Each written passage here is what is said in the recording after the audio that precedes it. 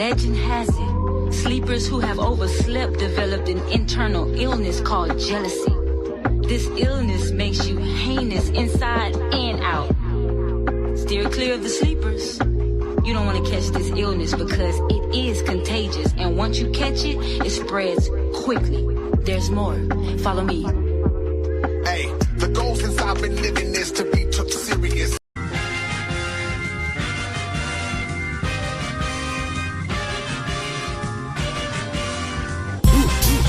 I'm on my way.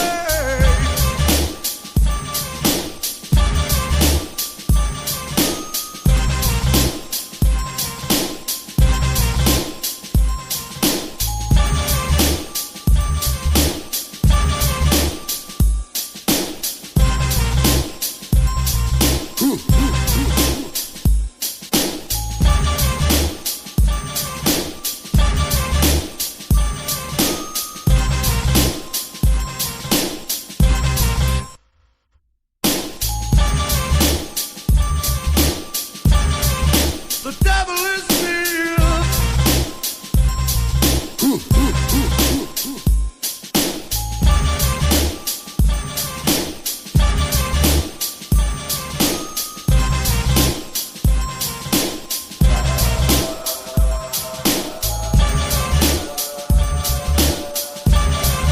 The devil is near. I'm on my way. The devil is near.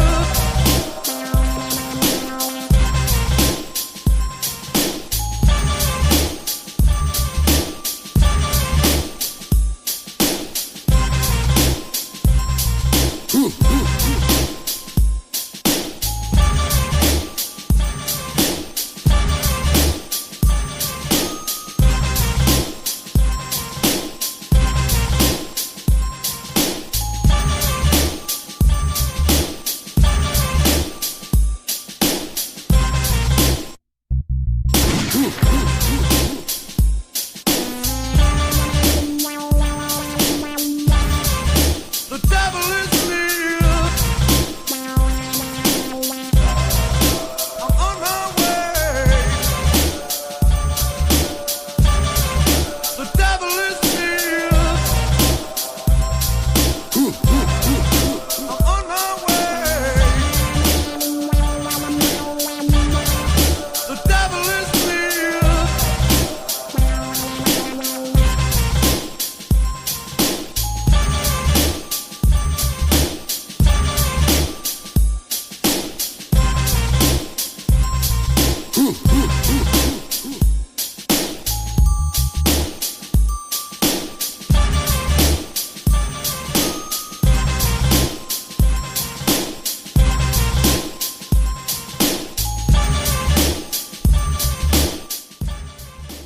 .704 Charlotte Bound Show is in the house, man, on a Monday.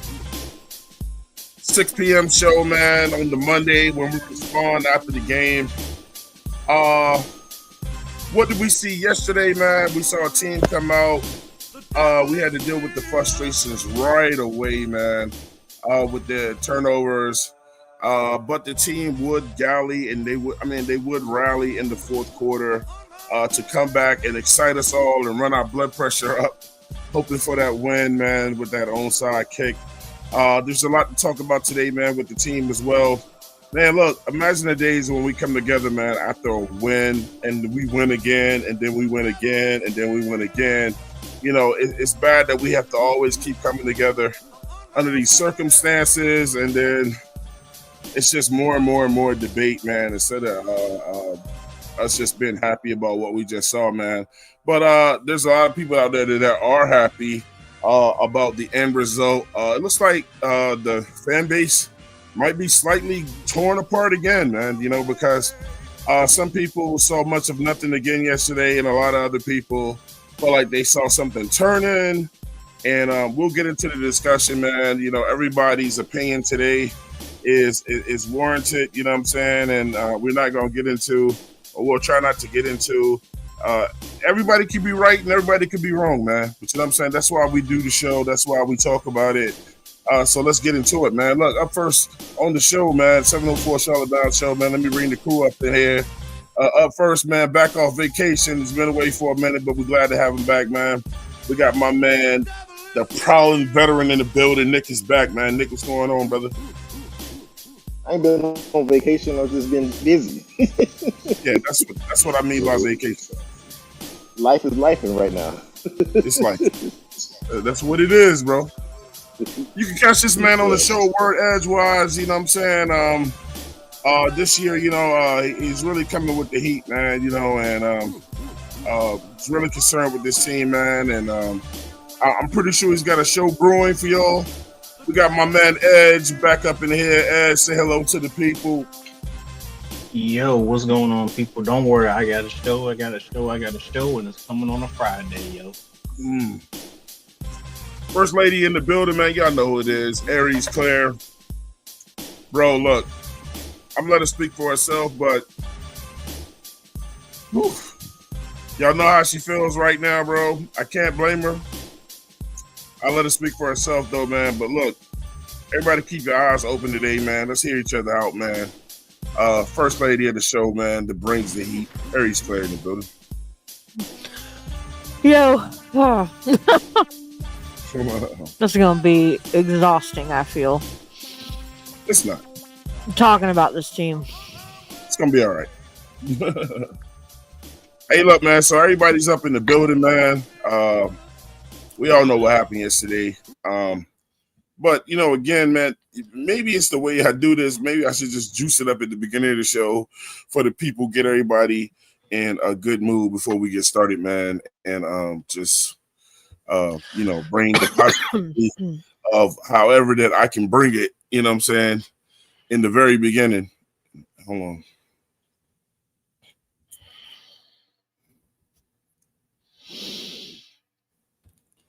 So, y'all all right today? Another day, another dollar. I mean, I know y'all ain't letting no fucking football team destroy y'all life. No, my day was fine until we had to start talking about them. Yeah, my day. If I'm going to be honest with y'all. I had a great day today. You know, this life is lifing, you know. I'm good. Okay. Edge? I got a lot of concerns, but you know what, though?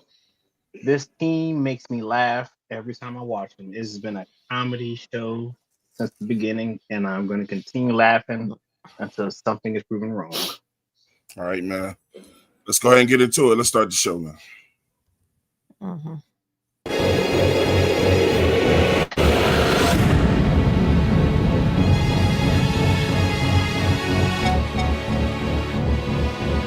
Down.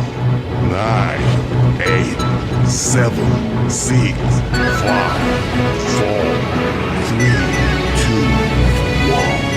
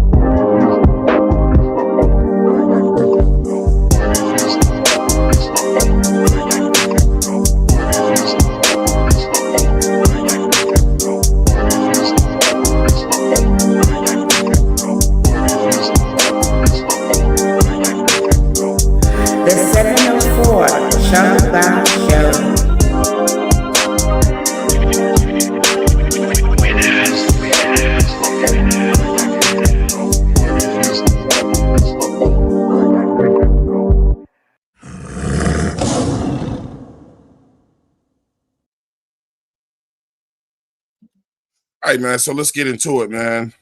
Let's go. Hey, look, got my notes already to go, man. This should be a very fire show. Again, we're not gonna do a long show today. You know, we saw what happened yesterday. We're gonna try to start doing some post game shows, man. Like right with the action, you know what I'm saying? But we're gonna talk about what we saw that was bad, what was good, how we can improve, you know what I'm saying? And there's something that's going on right now that I think is rearing its ugly head again that I didn't want to see this coming back around, but it seems like it's starting to happen. You know, look, man, let's go ahead and introduce everybody that's up in the chat today, man.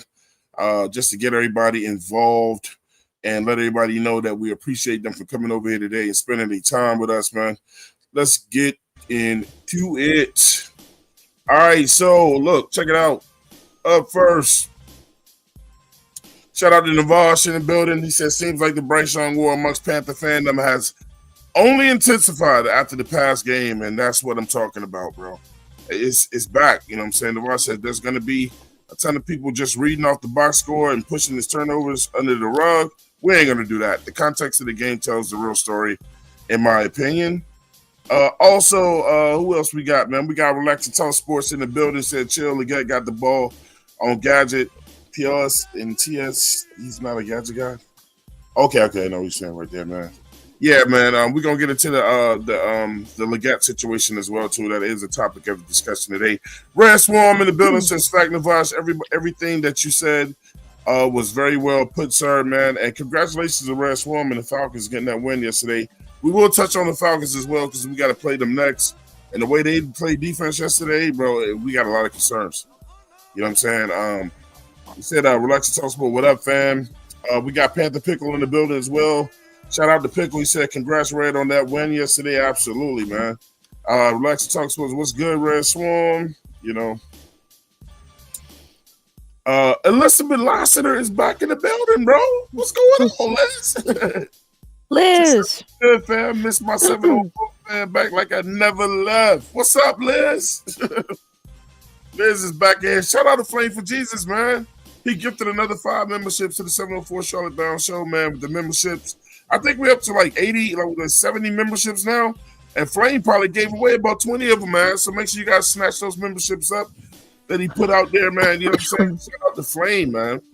You know what I'm saying? Caleb Dixon said, go ahead and hit that like button now. Please hit that like button right now, guys.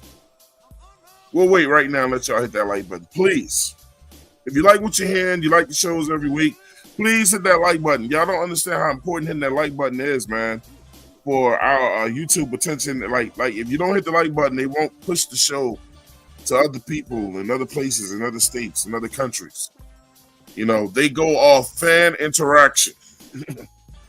It's Gamer. He said, tough week. Yes, it was, man. Bloody Nuts is in the building. He said, yo. Shout out to Flavor Jesus with the $5 super chat. He said, Hunt is out for 4 weeks at least. We got to get into that as well, man. He said, we will see how that goes. You remember me saying he was injury prone? He missed games year 1, too, man. I don't remember that, but I'm pretty sure you said it. I didn't know he was injury prone. I was not aware of that. Panther Pickle, he said, is the intro still playing for you? Oh, yeah, it's playing. Frank for Jesus, he said, yes, it is, Pickle. We got Kitty in the building for the Black Cat Panther podcast. She said, good evening, sis.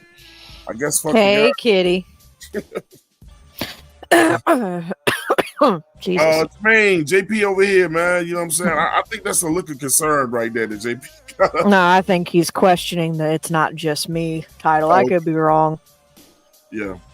Panther Pickle, he said they good now. Wow. Okay. Caleb Dixon. Yes, their pass rush was solid yesterday. Yes, it was, man. And he said, how do I become a member? You just got to hit the join button, man. On if you guys look below, if you join on the screen right now with YouTube, if you look below us, man, you'll see something that says the join button. And we got 3 tiers that you want to do, man. You know, then you just pick one of those tiers and then you join from our lowest to guys that want to do our highest right now. Right now, I would just suggest that everybody hit the lowest tier for right now, man, because like we really got to do what we need to do for the people with the high tiers, like members only shows, and members only events, you know what I'm saying, outside of the show and things like that. You know, Q&As, you know what I'm saying, where, you know, I don't know, be able to ask Claire questions all day or some shit like that. But Yeah. Be careful what you ask. Yeah, man. Yeah, Good luck. Good luck. Good luck. You know, or somebody might be out there. Look, I'm feeling froggy today, man. I want to debate Nick 1-on-1. You know, again, be careful what you ask. Oh, you gonna lose? Oh, you definitely losing. Definitely losing. Caleb said maybe I gotta update the app because I don't see it yet. It's at the bottom, man. I'll show it to you guys too, man. Like when we as we get going, in case anybody has having a problem with that. Where do I want to start today? I want to be strategic. My mind is telling me to start with Nick today. What do you want me to say? I already know what Clint Edge is going to say. You don't know what I'm going to say. You might as well. So we'll start with Nick today. Oh, what you want me to say? The first topic that we're going to discuss tonight, obviously, is the quarterback. Just a brief synopsis, man. Bryce had 2 quick turnovers, and people was calling for his head right away, man.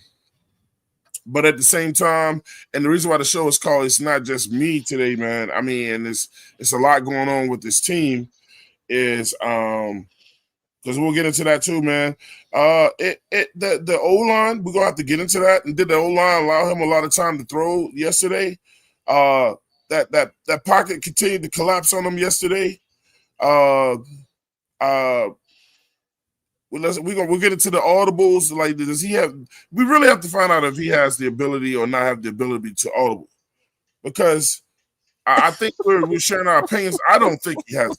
I don't think Canales allows him to do it, because he would have done it a lot more.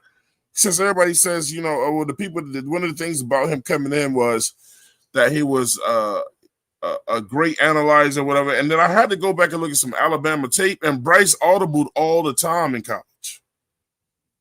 So for him to stop in the NFL, it makes you go, what's going on, man? And, well, you're never going to get the answer to that unless you ask them single-handedly. Yeah, because they ain't going to tell us, you know. And is Bryce elevating the players around him? You know what I'm saying?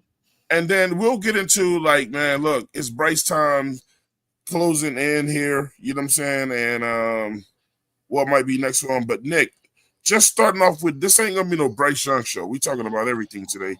Let's just starting with Bryce, man. What did you feel yesterday, man?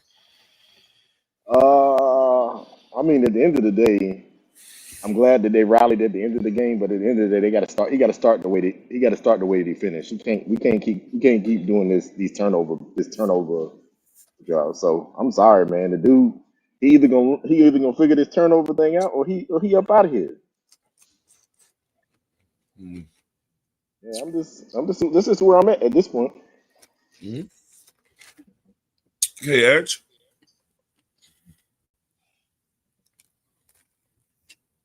Too many holes, too many factors. It's all around just a comedy show, and I love it. I'm here for the destruction and the chaos.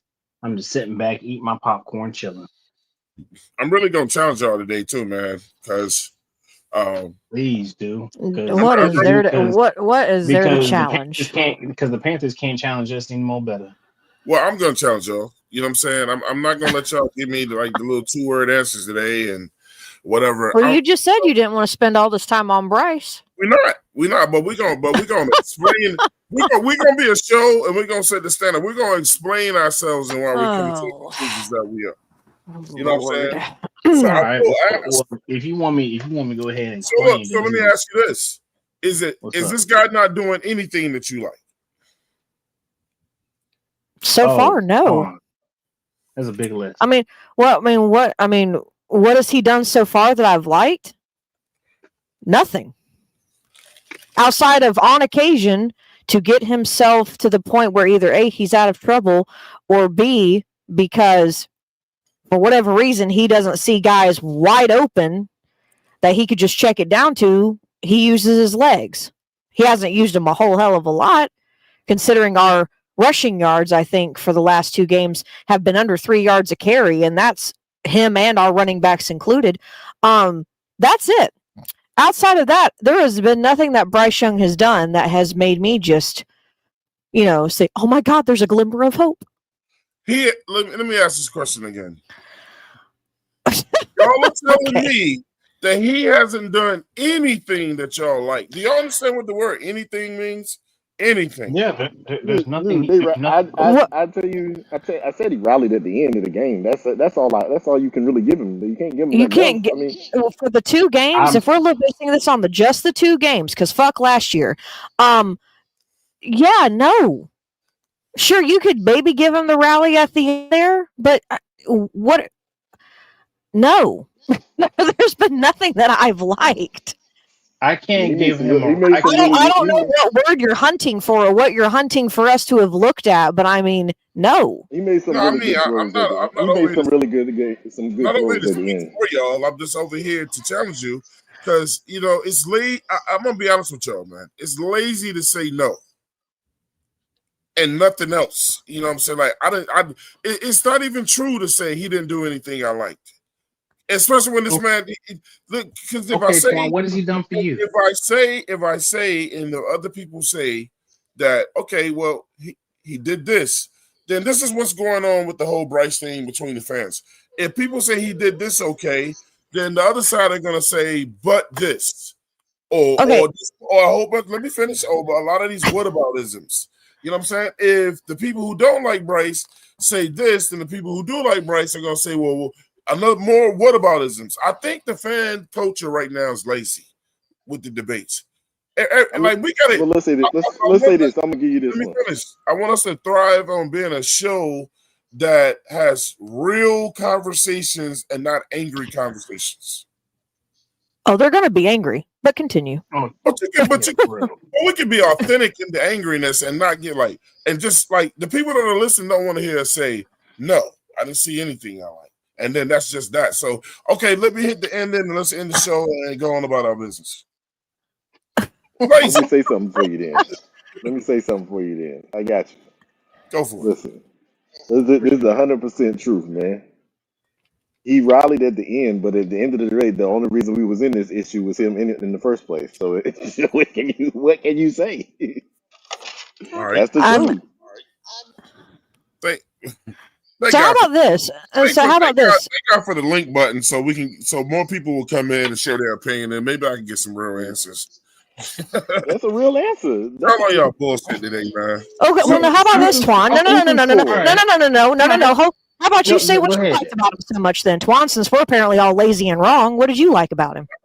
Look, don't take what I'm saying personal. You know what I'm saying? Well, then answer the question. No, but let me read this money. Shout out to Flame for Jesus with the $10 super chat, man. He said Bryce lost that one all by himself. Come on, Flame. I mean, it's basically the truth, bro. The only way you can lose a game all by yourself is if you're on the field all by yourself. Okay, you take those 10 points he gave them away, and we win. You know, I don't want to hear he ain't early in the game. Listen, I'm gonna say this too. Let me read this money, Nick. Let me read this money. When they donate, we have to read this. That's what I heard for the Philadelphia game last year. And then Flame gave another. Let me give him. He said with the $5 super chat, he said, I thought Bryce played like a point guard. He was throwing some beautiful bounce passes. He would make Magic Johnson jealous with those passes. Okay.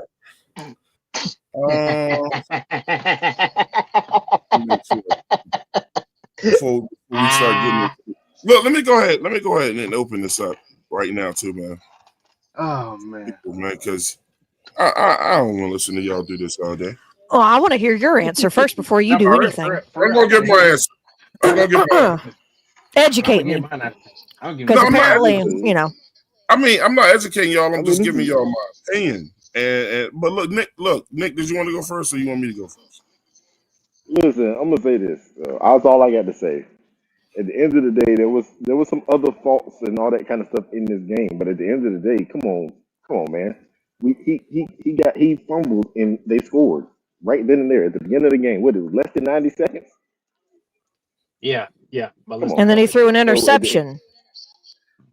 The interception All this can't be happened within the somebody. first 10 minutes of the first quarter. So it wasn't. So it Somebody wasn't get a whole rest of the game after that. Okay. All right. Oh, good So God in listen. heaven. One of the things I'm doing is I'm letting y'all talk because I'm not gonna cut y'all off. Because when I start talking, don't cut me off. Since y'all want to give the 2-word Oh, I'll answers. happily sit on mute while you talk. Go for it. Well, I mean, that's what you want to do. That's what you got to do. Well, Man. you don't want me to interrupt? Then that's what I'll do. Come into the show, man. I know this guy gonna come in here and be optimistic, man, and more than what I'm hearing right now. We got my man Bloody Knuckles in the Not building. gonna force me to be optimistic. What's going on, bro? Yo, how everybody doing this evening? I know I'm good, man. I'm good. I'm enjoying the comedy session right now. I'm good. I'm waiting for next week's show. All right. Oh, Hey, buddy, I'm gonna get to you in a second. Let me explain what I saw in terms of Bryce Young yesterday. I saw a dude who came up and fucked up right away. You know what I'm saying? I also saw the O-line in the beginning of the game. You know, because we have to look at the film. In the beginning of the game, I saw that O-line let those designed blitzes get through all day. So am I going to listen to a whole lot of fans? Somewhat, and to an extent. But y'all going to people are going to try to hunch down or play off what Robert Hunt said. He's on the O-line. He saw what happened, and y'all all by now heard what he said. They blamed it on them. But even if somebody takes credit for someone or blame something on the line, y'all are going to say, oh, no, it's not on y'all. Even though they said it was mostly on us.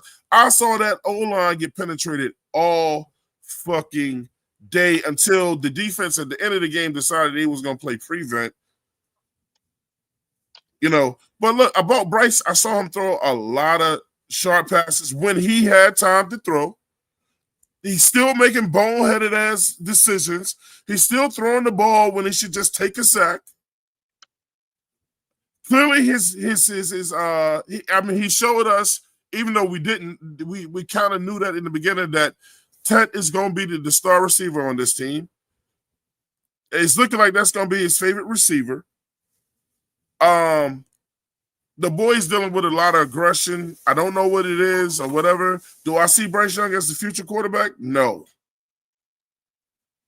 But right now, I want to see us win. I don't think this boy wants to lose, man. I don't. I think he generally wants to win.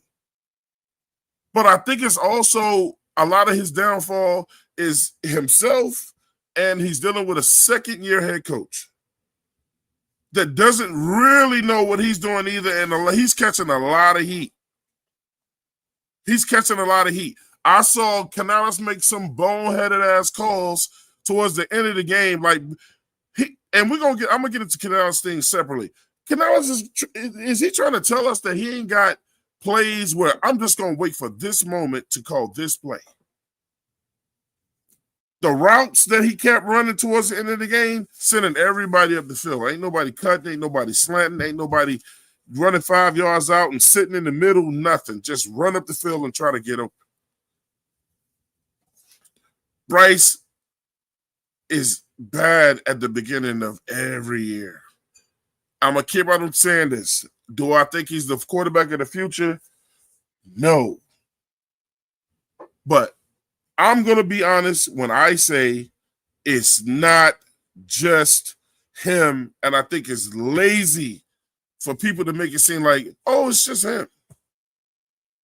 He's the problem by himself. Bloody Knuckles, what say you, bro? Okay.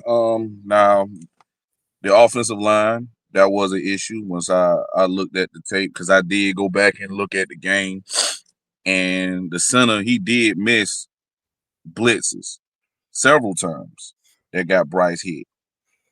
The offensive line is now opening up holes for Chuba to run like he ran last year. So that is a miscommunication from the offensive line, quarterback, and the coach not being on the same line. Of course, we all know Bryce is going to take a lot of this heat, and rightfully so, because he's the franchise, he's the face, he's the quarterback. We all know Bryce's limitations. And I also gotta give Canales some of this shit too, because you can't allow your quarterback to throw the ball 55 times, and you know that he doesn't have the arm to push it down the field consecutively like that. Arizona, the whole time after they stopped blitzing, they played like cover 3 or cover 4. So they gave everything underneath. And yeah, Bryce, he did some good. He threw some nice little dots underneath. But then at the same token, Sanders dropped passes. He did make a bad decision by throwing that shit to Hunter Winfrow, and him trying to, try to alley-oop the catch. Like, that's not him. He's a slot receiver. Those kind of plays should have been designed for Tetero. But that goes into coaching. We already know Mullins, he's completely locked out. I think he almost damn near checked out, because he's not the number one. He's not getting the ball where he wants it, and then they got him on a bubble screen. He's a jump ball 50-50 type receiver. He's not a bubble screen guy. So it's a lot of issues on the offensive side of the football coming from the coaching staff, not getting the plays in a little bit quicker than they did against Jacksonville. But then we having communication issues with the offensive line and the quarterback, guys not sliding protection, guys not knowing who they're supposed to pick up. We have an issue with Canales not picking the right play, or like you say, trying to hold certain plays for certain times, which is like, bro, we just need to go ahead and get down this field and put something in the paint, because everybody's morale is low right now. Truba's morale low. Rico Dowdle, he's all right.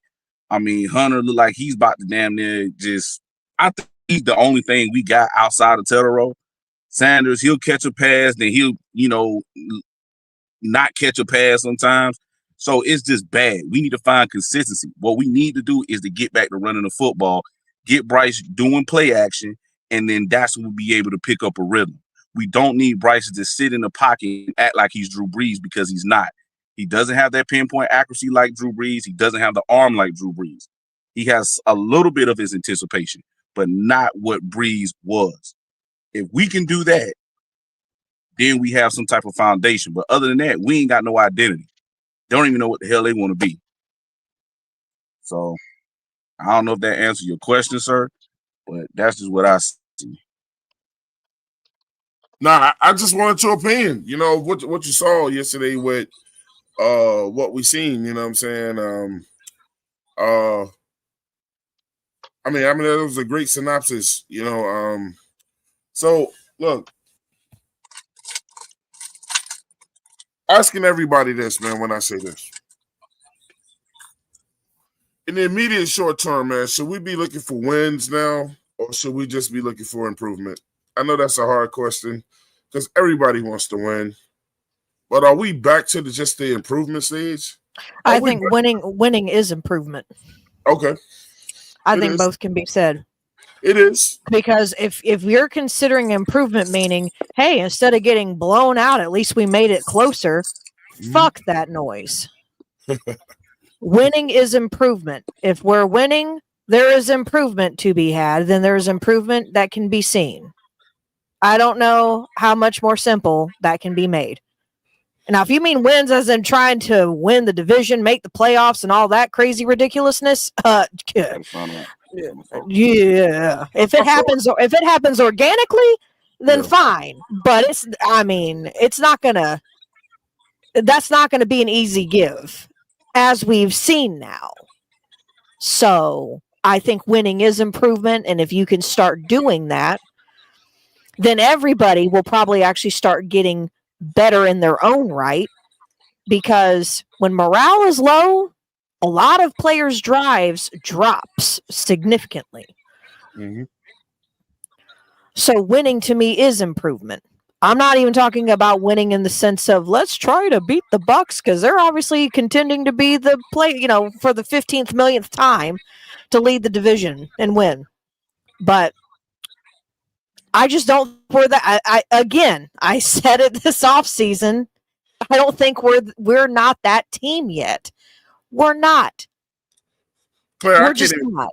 I can't even argue with that. It's so simple, but it's obvious when you say that. Winning is improvement. Yeah. And I can't consciously ask fans, and neither can the Panthers ask us, hey, we just need you to keep holding on. We just need you to keep holding on. Next year, 2026. Look, we almost there. 27. Look, we almost there. In 2028, look, we took a step back, but we'll get it back to just improvement. We all know what it's gonna take to win, and the formula to the shit. But and look, I don't want to do because I think a lot of times when we do shows and podcasts, people want to give the easy answer. Like I want to say things today, man, without including David Tepper, because we know that's where it starts. But like Nick said, you know what I'm saying, a lot, and I agree with Nick when he says this. That's just not something we can do anything about. So why do we keep discussing? Let's just leave him out of the equation. He ain't gonna fucking look. He ain't going nowhere. Before, maybe he'll just. But like right now, I'm not even upset if he decided he wanted to get involved a little bit. If I owned the team, but the first thing he had to do, as far as I'm concerned, was acknowledge I'm part of the problem and sit it out. But if I see what I'm seeing on the field right now, and I will honestly believe if Claire owned this team right now, Claire might want to talk to Canales. She might want to sit down with us. She might want to sit down with Evero and go, what the fuck is going on? This is not what I pay y'all for. Shout out to Evero's out of here. Yeah. That's why I don't discuss it much, because that's obvious. His defense didn't look horrible yesterday, though. But let's just look, man. They didn't look horrible in the second half of both the first and second game, honestly. Right. I will give him that. Shout out to Flame for it ain't enough to keep his ass around, though. Shout out to Flame for Jesus for the $5 super chat. He said 17 fumbles and 21 interceptions equals 6-24 career records. 38 turnovers in 30 games is what I am seeing then. I mean, I can't argue with those numbers because they're for real. They're real. That is wild. That's wild. That's over. I mean, it's not a full 2 turnovers, but that's over a turnover a game. Like one turnover or more a game. That's ridiculous. My thing, Knuckle, is this: is when we do podcasts, right? What are we gonna just keep doing? We gonna come on the show and keep saying they're obvious? I mean, most people they gonna get bored by that shit. I mean, yeah, I get frustrated when I hear people, you know what I'm saying, due to the back and forth debate, whose side you on, because the fan base is divided. Me personally, I like talking about football and the schematic of it, and to see what could possibly be fixed, even though they not gonna hire me to do that. That's why I made the suggestion. I've always said this: you got to get that thing to Chuba. Chuba Hubbard was the engine for us last year. Chuba Hubbard is the engine for us this year. If you run the football, that's the foundation of football. You run it. Once you able to run it and get these safeties to start cheating down a little bit, because you got to put another guy in the box because everybody play nickel defense now, then that's when you can get an opportunity for play action and you can hit your receivers across the middle, down the field. That's how you get your quarterback going. But if they want to sit there and just try to prove that, Bryce can be the franchise guy, he can be a top 10 or top 5 quarterback, then we going to get what we always been getting. Right. But it starts up front. It starts with understanding everybody's assignment. Everybody got to be, in unison. Now, I know being on the road is tough, is loud in certain places. So hopefully being at home, that can give them boys a little bit more of continuity, because we got a hell of an opponent coming in and we already know what they like to do. And I hate them. I want to say this right now though. The Atlanta, man, but hey, I'm gonna say this, man. Motton might be getting old. Nah, Mullen ain't old, bro. What it is? I said Motton. I said Taylor Motton might be getting old. Taylor Motton might be getting old because the way that the almost 40-year-old did him last night on that last play was disrespectful. Let me take a pause real quick to bring my brother up in here from another mother. He's family, man. He's family. Popping Bullets is in the building, man. Pistol Bullets is in the house. What's going on with y'all, man? What's up? What up? What's going on, bro? I was just crying for Taylor Moton to get a contract. Taylor Moton looking like. That's another thing. I got it down on my notes to talk about it later, but we can discuss that now. I'll start with Pop, man, on that. Hey, Pop. So like, as we're trying to contend to win at the end of the game, bro. Taylor Moton gets beat on that last play. Horribly. Beat with a sack, bro. So yeah, I mean, we can, like, I'm with Pop right now, bro. So Pop, I mean, you seen the title of the show, man. It ain't just Bryce. No, I understand that. Yeah, he might have messed up on the last play. I get it.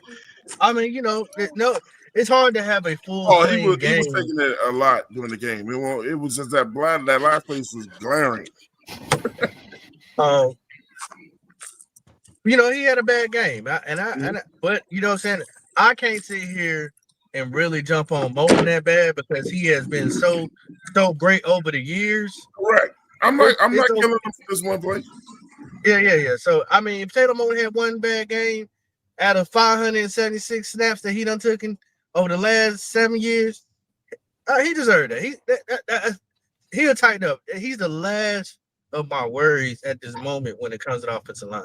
Unfortunately, we have lost 2 starters, one indefinitely, and another one for we don't know how long when it comes to Robert Hunt with a torn bicep. I don't know if he's gonna be gone for the whole year. He's on IR at least. Nah, bicep ain't in a year thing. It's just months.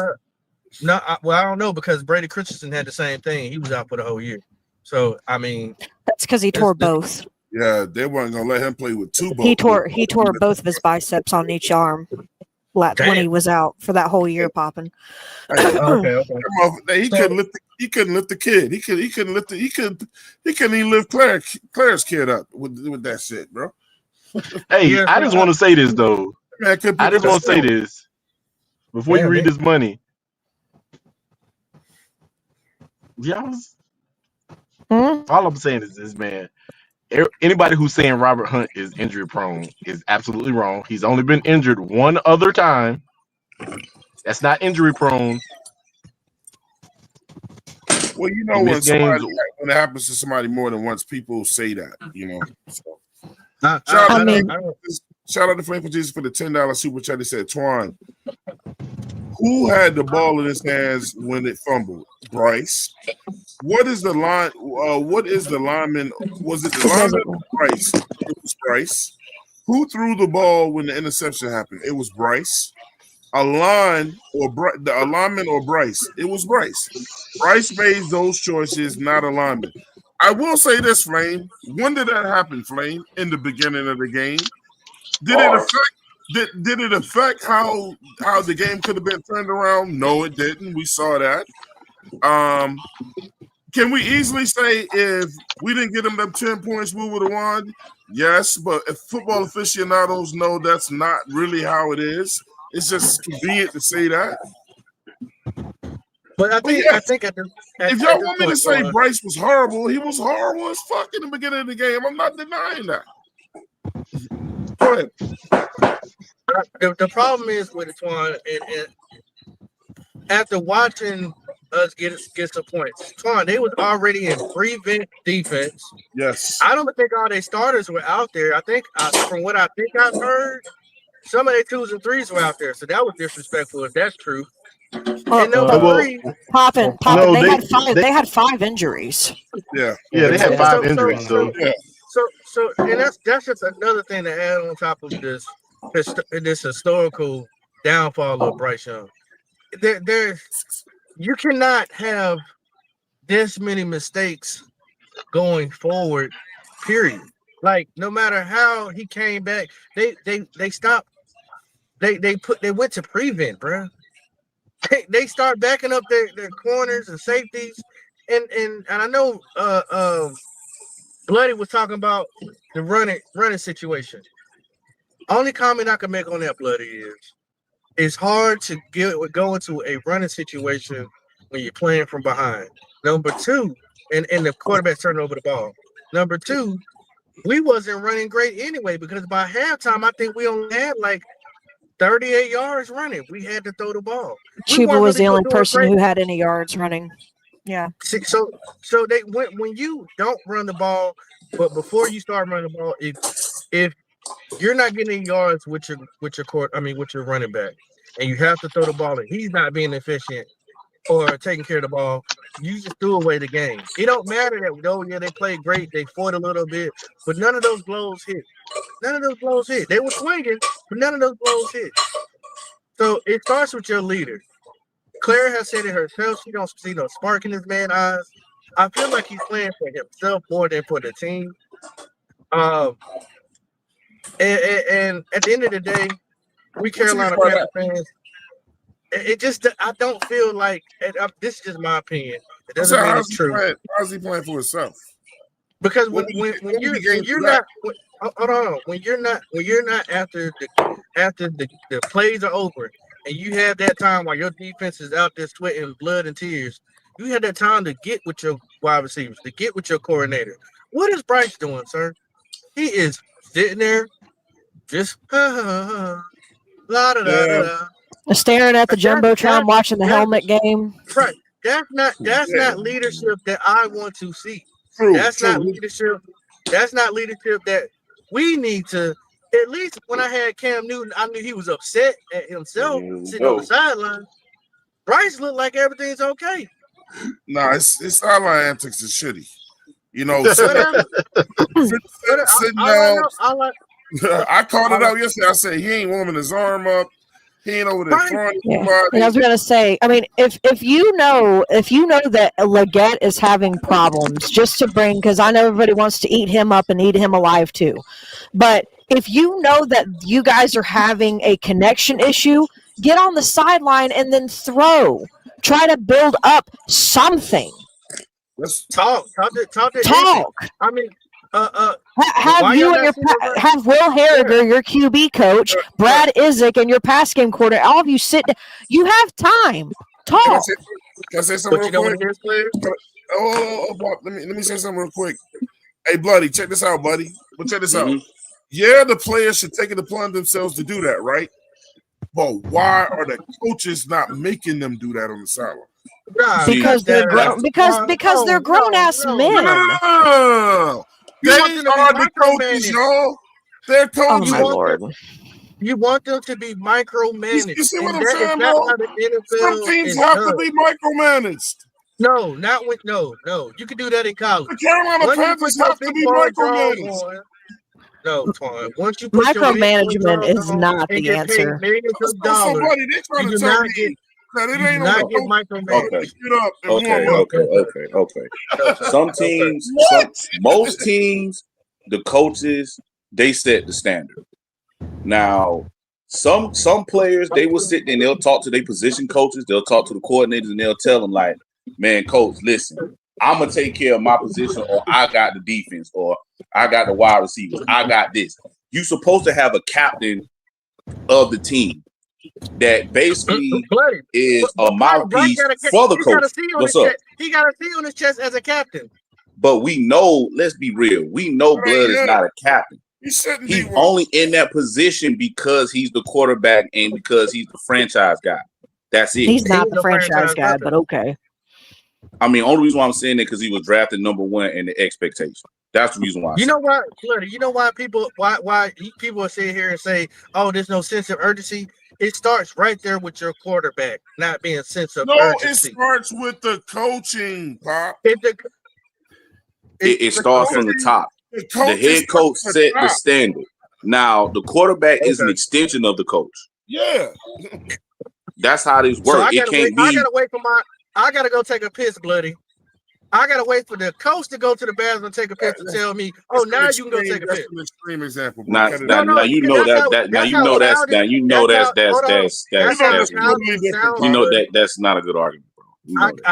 Well, it may not be a good analogy, but it's getting my point across. Because if that's how the mindset it is for my supposed to be number one overall quarterback, who's supposed to be the franchise. If he can't get up, you're supposed to be a problem solver, not come with problems.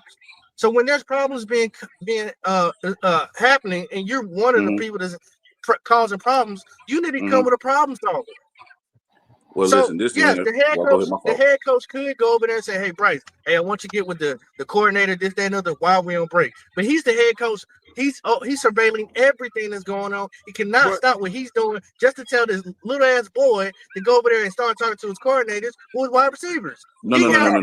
What I'm talking about is setting the standard. What I'm talking about is setting the standard at practice. The coach is he's gonna be the one that sit there and get guys in line. He's gonna get his coordinators in line because he's the last line of defense. Everybody got to answer to him. He's the one to sit there and practice, though. I'm talking about in the game when there's things that are in. But see, he's also the coordinator, so he ain't got time to sit there and do that. We see none of the greats do that on the sideline. But you know what he can do? But it starts in practice. Everything starts in practice where we don't see it. But you know what he can do, guys? He can say, Bryce, when you're not on the field, I need you warming up every game. I don't need to tell you over and over. I need to tell when you're not on the field, you need to be on the sideline throwing. Twan, that's the quarterback coach. He's supposed to do that. Is it where the quarterback coach tells you to stop? That's how. See, if I got to have somebody come tell me to do something at my job, something that I already know I should be. So when you're trying to be the best, you already gonna take them steps anyway. Ain't nobody got to tell you that. I agree with you. You're gonna go ahead and do it anyway. But let me ask you Remember, this. Twan, hold on, Twan. Is Bryce built like that? But is Bryce built like that? But Twan, you said this, Twan, and I respect you for saying it. Remember when we seen JJ McCarthy doing an interview? What you say to us? Man, I wouldn't want to talk to a reporter because I'll be getting myself ready and locked in the game. Absolutely. Nobody had to tell you to do that.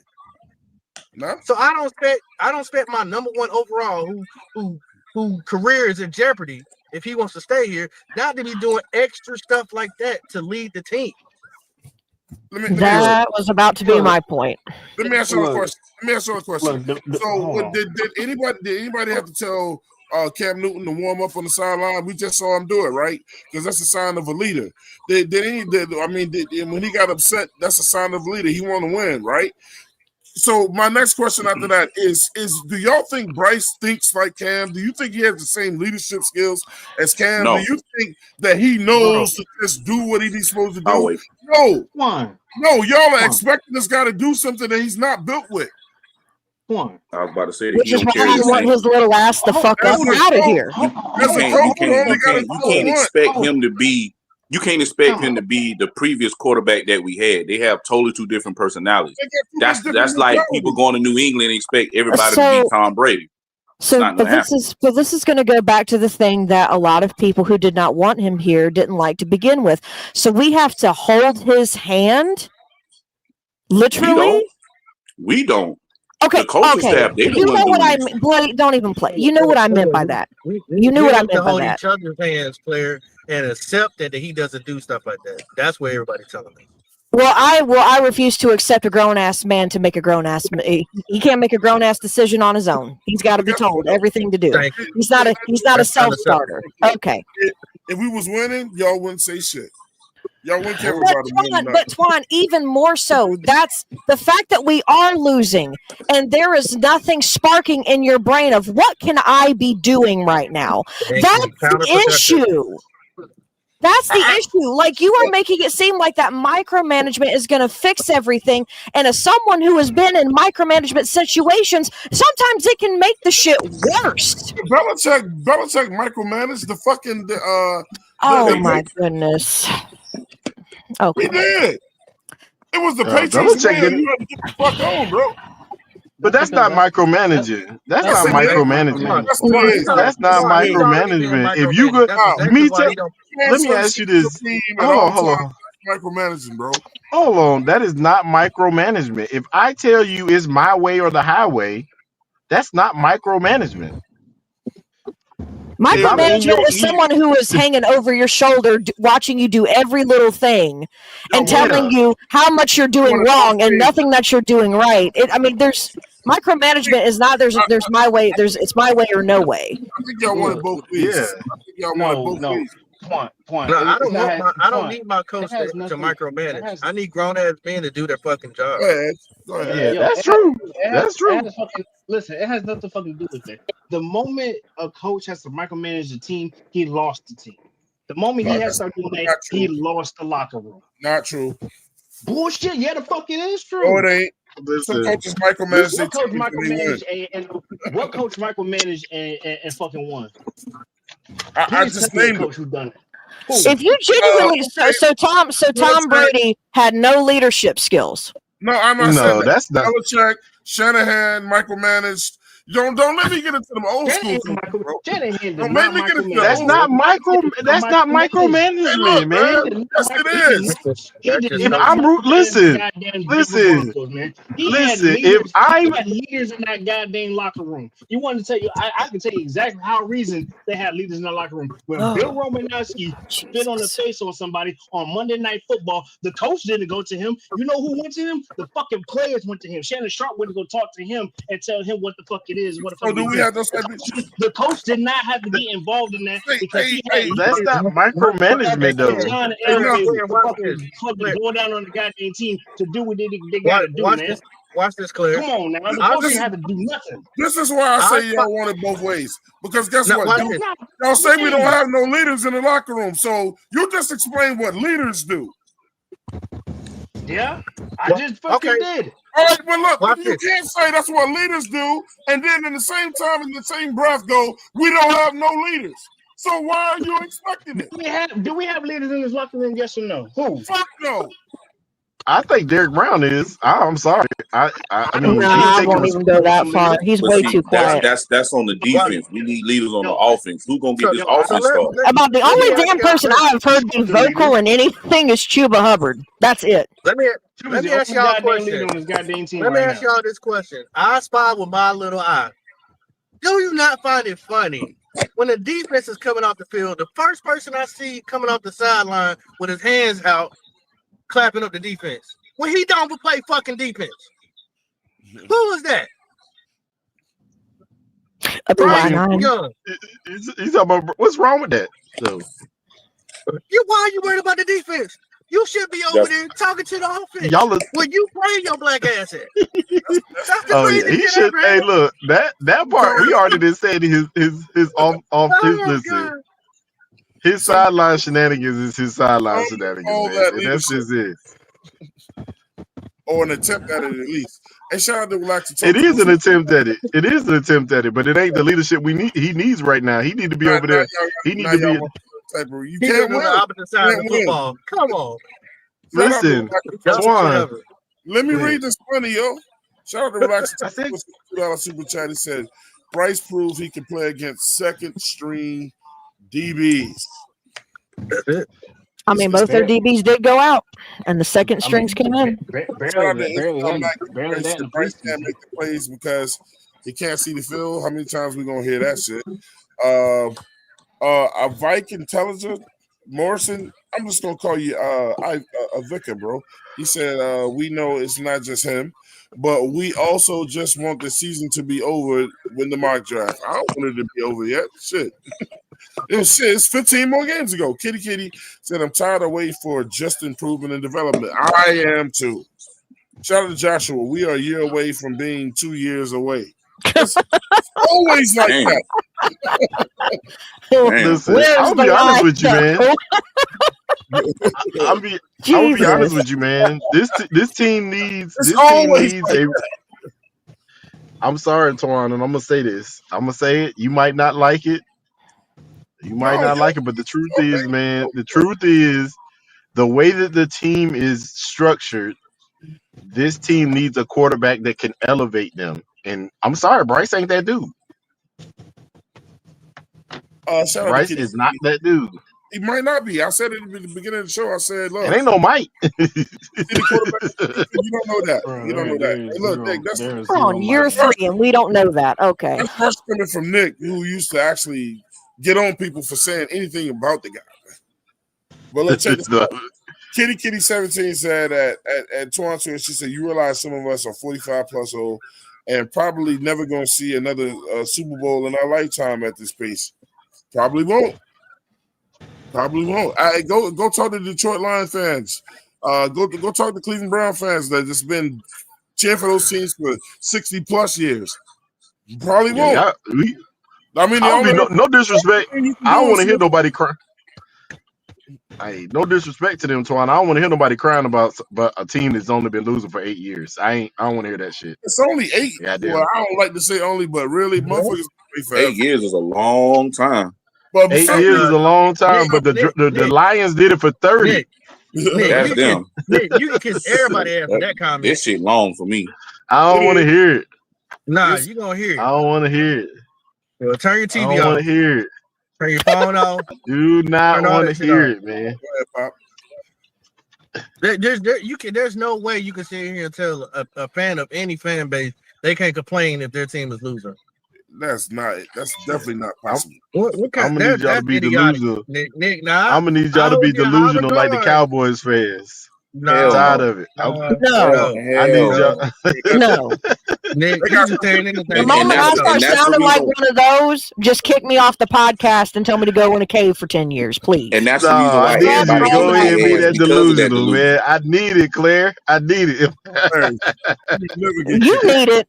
Then go. I need it. I need it. I have great entertainment. These years over here. Say it, Nick. Since you need it so bad, say it. Say it. Go ahead, say it. I'm not about to say it. I need y'all to say it so I can get my good laugh. Oh, fuck all the way off. It's funny to you, huh? It's funny what's going on. All right, look. I'm gonna say this to listen, man. I'm not about to let these do this. It's a football game, man. I ain't about to let them rain on my parade, man. I'm smiling every day. Look, it's Matt Gamers. He said we can't keep making excuses for Bryce. Correct. Here's a better statement. We can't keep making excuses for anyone. You're right. You're right. Gotta get off this one player shit and realize but see, a problem with everybody, bro. But see, Twan, the thing is, what you're saying is true. Yes, it's problems across the board on both sides. But from a casual standpoint, everybody glorify the quarterback. They get all the praise, they get all the blame. And it's hard not to blame him when you see in the turnovers mostly coming from him. That's why people always getting on him. You know why quarterbacks? Didn't somebody? Hey, hold on. Let me ask you this: didn't somebody hit his arm in the interception? Yeah, he got hit. I have no idea. Yeah. He got hit, and the ball went up. He got hit as he was throwing. Yeah. So and then he shouldn't have been throwing. Okay, I got you on that one. He should have tucked the ball and gone to the ground. Yeah. And then at the end of the day, didn't somebody ain't they teach these dudes to punch the ball out the quarterback's hand? Yep. I mean, that's what whenever he fumbles, he gets it punched out. I mean, Drake London got the ball punched out last night. Yeah, he's strong. Yeah. Yeah, it happens, man. If any of y'all want to say that he's not going to fumble, that ain't gonna not happen. That's gonna happen. That ain't gonna not. Hey, happen. Let me shout out to some people that got those memberships, man. Shout out to my boy SC Panthers boy 803. He said, "What's up, 714?" Look, he's a member of the show. He got one of those memberships. Shout out to Kitty. She got one of those memberships. She said the Tan and PD settled their bet this week. I don't know. I don't know nothing about those bets. You know what I'm saying? With who and who?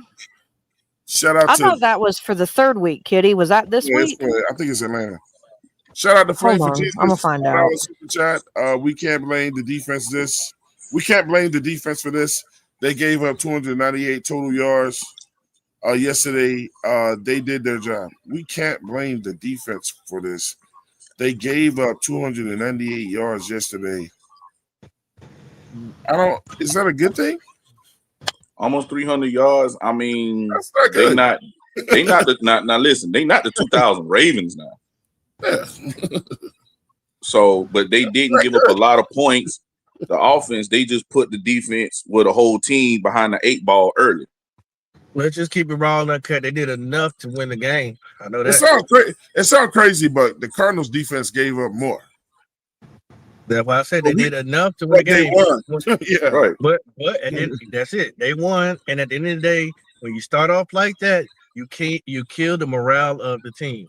Correct. Especially when you don't go and try to encourage your guys. Hey man, it's my fault. Hey, look, we're gonna get back in this. Stick with me, They boy. tired of hearing that shit. It is none of that. They gonna be tired of I'm hearing going that to sit on the shit. bench. I don't want them to say that shit no more. I agree with Nuck. They don't want I ain't never seen them say it. But he probably most likely the camera didn't show it, but hey, that's on me, fellas. That's on me. He probably said that. Eventually, after the third year, it's gonna be like, bro, okay, we tired of hearing this shit, bro. They would have Stop fucking up, dog. I'm gonna say this though. I agree with what Pop said, but then again, I don't agree with half of it. My thing is, if you play on a team where guys think the shit is over with after 2 turnovers, then you need to switch your teammates up. If they go, woe is me, and the game is over after 10-0, then you need to get new teammates. Okay. I know when I seen him going over there giving dap to Tellen Moton and the rest of the offensive line, they looked at him like he was crazy. Like, man, get out of here. Well, he also cussed Corbett out. Okay. Okay. So I'm gonna let you go, Claire. Shout out SC. He said Corbett can go. He ain't doing nothing anyways, but not blocking the opposite team's players. Go ahead, Claire. Okay, so Twan, according to the bets that I do have, I'm glad Kitty brought it up. You owe Petey because he said that we would lose both of the first games of the season, and you said that we would win at least one. Okay. I can send it to you. Okay. I didn't know that was this week or for this week. I'll take care of Petey. Okay, and then there's another one coming up for Atlanta, and it was Petey to you that Atlanta wins week 3. Petey said the same thing to Tri-State. Petey said the same thing to Poppin. Petey the same thing to C-Dog. Dear God in heaven. We already discussed that one. Yeah, I know. Oh, y'all had a discussion about? Okay. Yeah. Oh, yeah. Petey about to get rich off of that one. Yeah. But yeah, no, just get with Pete. You want me to send you the screenshot of it, Twan? No, I got it. I wrote all my shit down. I just had the first one that you was talking about. Yeah. Okay. Yeah, Petey about to get rich off that next one. I thought it was just the Atlanta one. Oh no! I got for that first one with the first 2 games. We struck that one. Okay. But for the Atlanta game, well, that's to be a. I'm gonna go ahead and say this. I'm not trying to cause no confusion or nothing like that. Just need to put it out there in the air or whatever. So I don't want nobody running back to nobody or whatever. But all bets between 704 members and Black Hat Panther Podcast are null and void. I ain't giving nobody no money until I get my money. That shit is over with. All right, now let's move on. When I get my 200, then I'll settle up.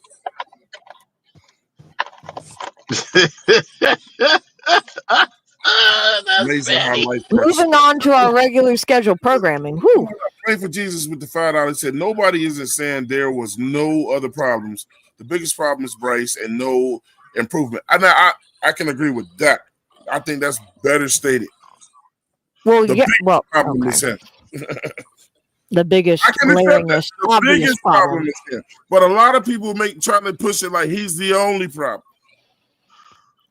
All right. Do I think the fact that XL, being a first-round wide receiver, had 8 targets for -2 yards? I think that is a little diabolical. That's diabolical. That's crazy. Listen, hold on.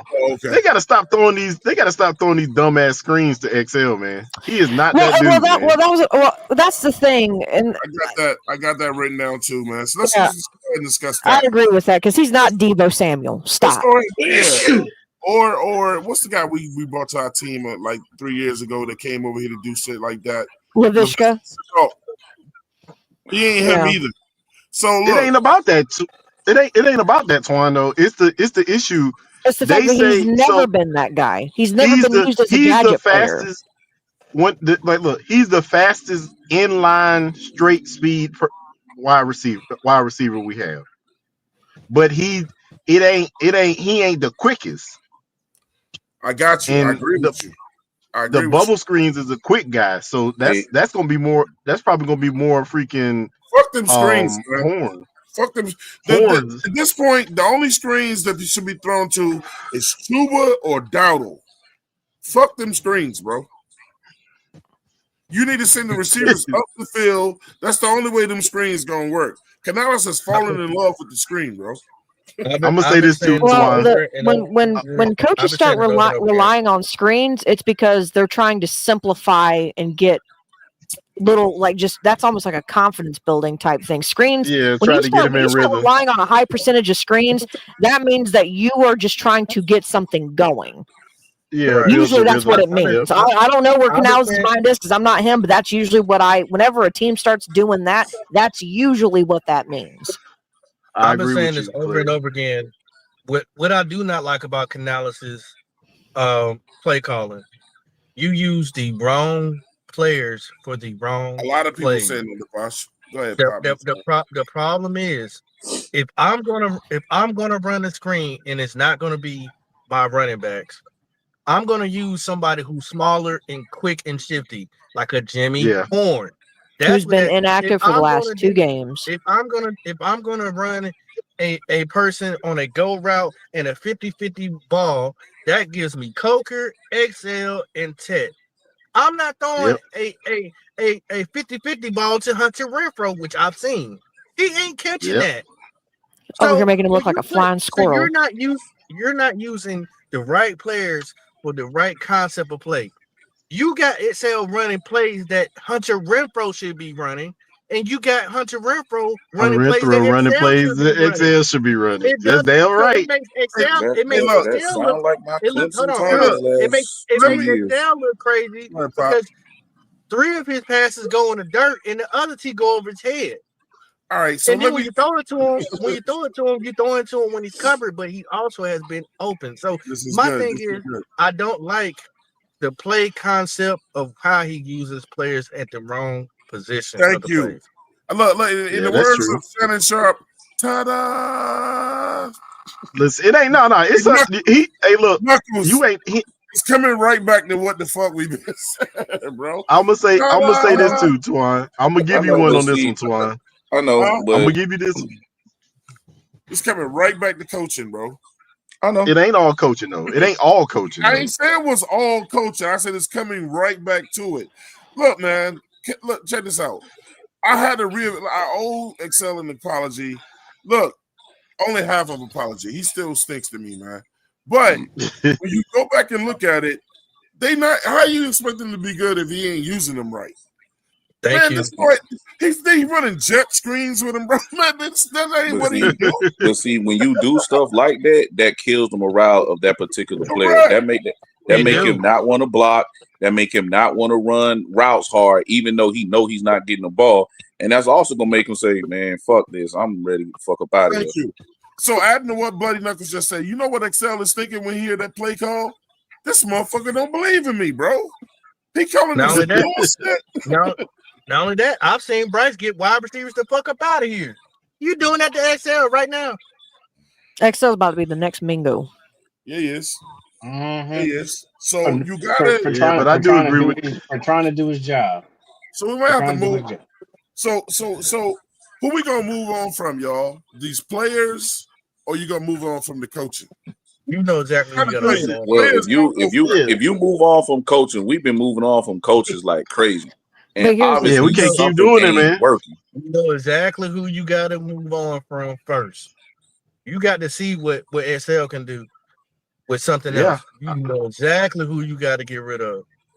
Hey, I'm gonna tell you this right now, Twan. I'm giving Bryce 2 more games. If Bryce start the game the way he started his game these next 2 games, hey, we need to put Hendon Hooker in there. Fuck Bryce. They'll put Andy Dalton in first before they put in Hooker, guys. I'm just telling you. Listen. Fuck Andy Dalton too. Fuck Andy Dalton too. Andy Dalton getting Andy Dalton, but they're gonna put him in before they put in Hooker. She's right. Bryce need to play every game. And what sense does that make? And Claire's right, but what sense does that make?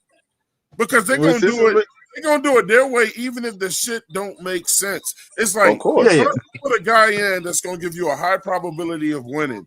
Because they want to follow this weird ass chain of command, like you go first, you go second. But does Andy Dalton give you the best chance to win? Even if he doesn't, they're gonna put him in. I mean, put it this way: if they make that decision later on, and if Hendon Hooker has had enough time to learn, I could be wrong, and maybe they'll just jump the gun and throw him in there and make literally Andy would just be like a player's coach, as they call him, like a player coach kind of guy, like what Jameis Winston has been on a couple of teams here the last couple of years. Now y'all got to realize what type of organization we got. They signed a quarterback from the USFL for one preseason game and cut the nigga the next day. Yep. So hey, listen, but the way that he was talking about Hendon Hooker though, they not the way he was talking about Hendon Hooker though. I hate to say it, but they don't care about winning. They just collecting checks up there. Know the offense. Say it again. Hey, say that shit again. Yeah, I understand. I understand that. They not concerned about winning. Certain guys want to win, but the coaching staff, they not really concerned about winning. They're gonna keep giving us bullshit, and they're gonna keep collecting checks up there in the 704. That's really what it is. And we know that's a real thing, man. Everybody ain't trying to win. I don't think Canales is trying to win. I think Canales is trying to improve. How many times did Canales come to that podium and talk about practice? Well, he looked good in practice. Well, he did this in practice. Well, I mean, he had a great practice. You know what I'm saying? If it's not converting over into the game, then what is it? But Twan, so what is Canales trying to improve? His resume for the next team? Hey, look, that's why they say the moment he gets fired from here, he's not going to be a head coach somewhere else. He's not going to be a head coach. He's going to be a OC. But see, you gotta understand, he's getting more money being a head coach. So then, when he gets fired, he'll go back being an OC. He's gonna look good like Joe Brady's doing, and then he's gonna get another head coaching job later on down the line, and he's gonna be better. He's using us as a footstool. All while he's still spending his Carolina money. Basically. That's what it is. This is business. He ain't even gonna touch his next team. We love football. They love business. Well, I get that, but still, come on. I don't know. Listen, the product on the field is showing you this. Everything we saying makes a lot of sense. You don't think they know that? They ain't that fucking incompetent, dog. They work with these motherfuckers every day, dog. Oh no. So obviously something ain't right. Somebody ain't sitting. Something ain't clicking. You think somebody don't give a fuck around there? Obviously, Canales or me or you or Poppin or Claire ain't gonna say at some point, I'm gonna get mine while I can, bro. Shit, I'm not gonna turn a head coaching job down. Especially not when the team's desperate and can't get anybody else because our owner is, fucking scary. Let me ask you. I mean, because think about it. Everybody that came through Charlotte who done went other places, these niggas is thriving. Everybody from coaches, players, everyone's thriving. Do y'all think anybody out there right now on another team says, you know what? I want to go play for Canales? Nope. Not right now. I mean, listen. I'm gonna say this. About Canales. I don't think it's about Canales. I think they don't want to come in here. They don't want to come in here messing with Tepper. They don't want to come to Charlotte. I'm asking you a direct question. Do you think any player in the league has said, I want to go play for Canales, no matter where he is? Right now, no. Maybe not right now. But if he goes to another job, if he goes to another team and he can really open his playbook like he wants to, then people gonna be like, damn, so it wasn't Canales. Yeah, because that's what you're gonna be like, Twan, if he goes somewhere else and he gets with another quarterback and he start winning, you're gonna say, oh, because Joe Brady did it when he came with us. Yeah, they only won. Canales won with one quarterback, and that was Baker Mayfield. Because that was the only he was the quarterback. He was a quarterback coach when Geno started doing good too. Well, I mean, you don't get credit for that. The offensive coordinator. I only give you credit for being an offensive coordinator when he had Baker Mayfield. Outside of that, fuck that quarterback coach shit. You don't get credit. So hold on. So because he had more hands on with Geno, he doesn't get credit. They not trying to win. I don't get that. So if you got more hands on with a player, you don't get credit for their success. The league doesn't give you credit. Well, no, we ain't talking about the league right now. We talking about individually your opinion. The credit is going to go to that offensive coordinator. Listen, so that's why Canales got as much credit as he did because of the work he did with Geno. So I actually think they talked more about Geno than they did Baker. But hold on. But first off, you can stop this discussion on that because you have to have a competent type of quarterback to even get any type of results. Well, I agree with that. But listen to this. What I'm saying. Well, my point is this: the league is going to say if Canales is a great quarterbacks coach, right? They're going to say that offensive coordinator was smart enough to put Canales at quarterbacks coach. He ain't getting credit. Well, listen, Twan. The first things that listen, Twan. But you're wrong though, because the first things they ever say about him was the work that he did with Geno. That's the first thing that comes out their mouth. The work that he did with Geno, and then the work that he did with Baker. It ain't just because he was offensive coordinator. They only give him Baker. Let me ask you this, Nick. Let me ask you this, Nick. My point did you make that up? Did you make that up, or did the NFL put that out there? The NFL put it out there. When we hired him, that was the first thing they talked about was the turnaround for Geno and then the turnaround for Baker, or the help of Baker. And that's cool. But check this out. You could be the best quarterbacks coach, and you could be a great or good offensive coordinator, right? But does that mean you're gonna be a good coach? Everybody doesn't cross over. Canales is never going to be. Josh McDaniels didn't make a good head coach twice. Be a hell of an offensive coordinator for the Patriots. Because we know deep down inside. Can we all say it together? The reason why Canales is our head coach is because that was the best we could get. I agree with that too. At the same time, I mean, but listen, it was the best. It was the best we can get. The only we could get. To be honest. But think about this though, Twan. We could get Knuckles. The reason that it was the best that we could get was because of the situation that Scott Fitterer put us in. No, it was because of Tepper, bro. It was Tepper. Oh my lord! See, but here's the thing: when you root it back to Tepper, then you may as well end the whole conversation. Because we can't get rid of him. Guess what, Claire? I can't get the best out of Canales if he doesn't have a competent QB. Period. That's just the end of that. I can't argue with that either. I don't know if he's the best coordinator or if he's the best coach if he don't have to. Yeah, hey, that's why I don't think he going nowhere. Even if Bryce shit the bed the rest of the year. I mean, I think I don't think Bryce will necessarily go, but I think Bryce will go, or he will be demoted, so to speak, before Canales gets the boot. If I'm being honest. Yeah, because he didn't get to pick his quarterback. He adopted. That's the only ace in his pocket that he's got that he can use against Tepper or whoever the hell is pulling the strings, whatever. Which will bring him another 2 years. Here's my next question. My next question is this: how bad does Bryce have to be before they sit him down for good? He just got to keep doing what he's doing. I was about to say, if he continues, and put it this way, I've said it on previous lives, no one is asking Bryce to be perfect. Hell, there's not a single quarterback even Lamar Jackson isn't perfect. So, but I think the biggest thing is and I said it, and I think even John from One Carolina said it on his own show a couple weeks back. Bryce cannot become the reason why this team is losing games, and right now he is not making a good argument for himself for that. Are there other things going on that need to also be addressed? Oh, Twan, I'm sorry, you can't say that he's not the reason. He's part of the reason. He's one of the reasons. Okay, but Twan, he is okay. Even you said that he is one of the biggest problems and biggest reasons. Therefore, he's going to stick out like the nail that sticks out the farthest is going to get hammered first, and that's what he's doing to himself right now. I'm sorry, but it's true. But that actually makes a lot of sense. That was so beautifully put. Damn, I gotta ask Twan this. Twan, why did Joe Brady? No, not Joe Brady. Brady. Joe Burrow. There's so many damn Joes. Oh, Joe Burrow. Okay. Oh, too many damn Joes. Hold on.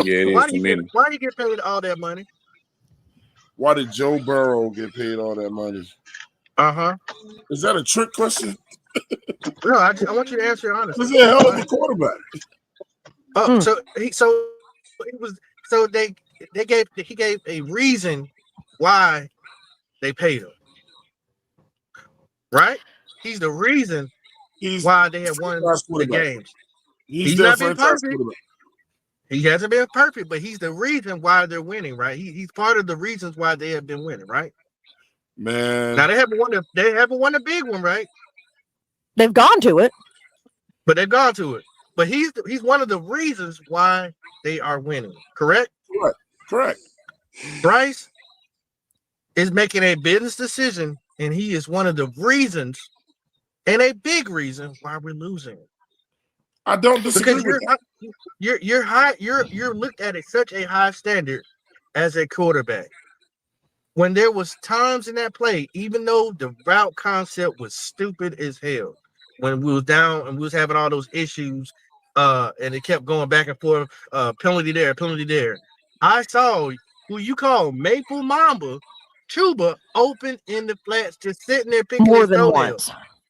More than once. And you said and XL was open on a curl route more than once. What the defense, right. You take what the defense gives you. It is 49 seconds. Chuba's up the field, 15 yards by himself. Nobody's there.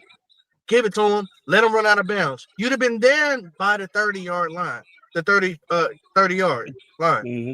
He had it there twice. He did not take it. Those are things that you are expected to do at least by your third year. Even if you can't see all the way downfield, you can see Chuba light-skinned ass sitting there.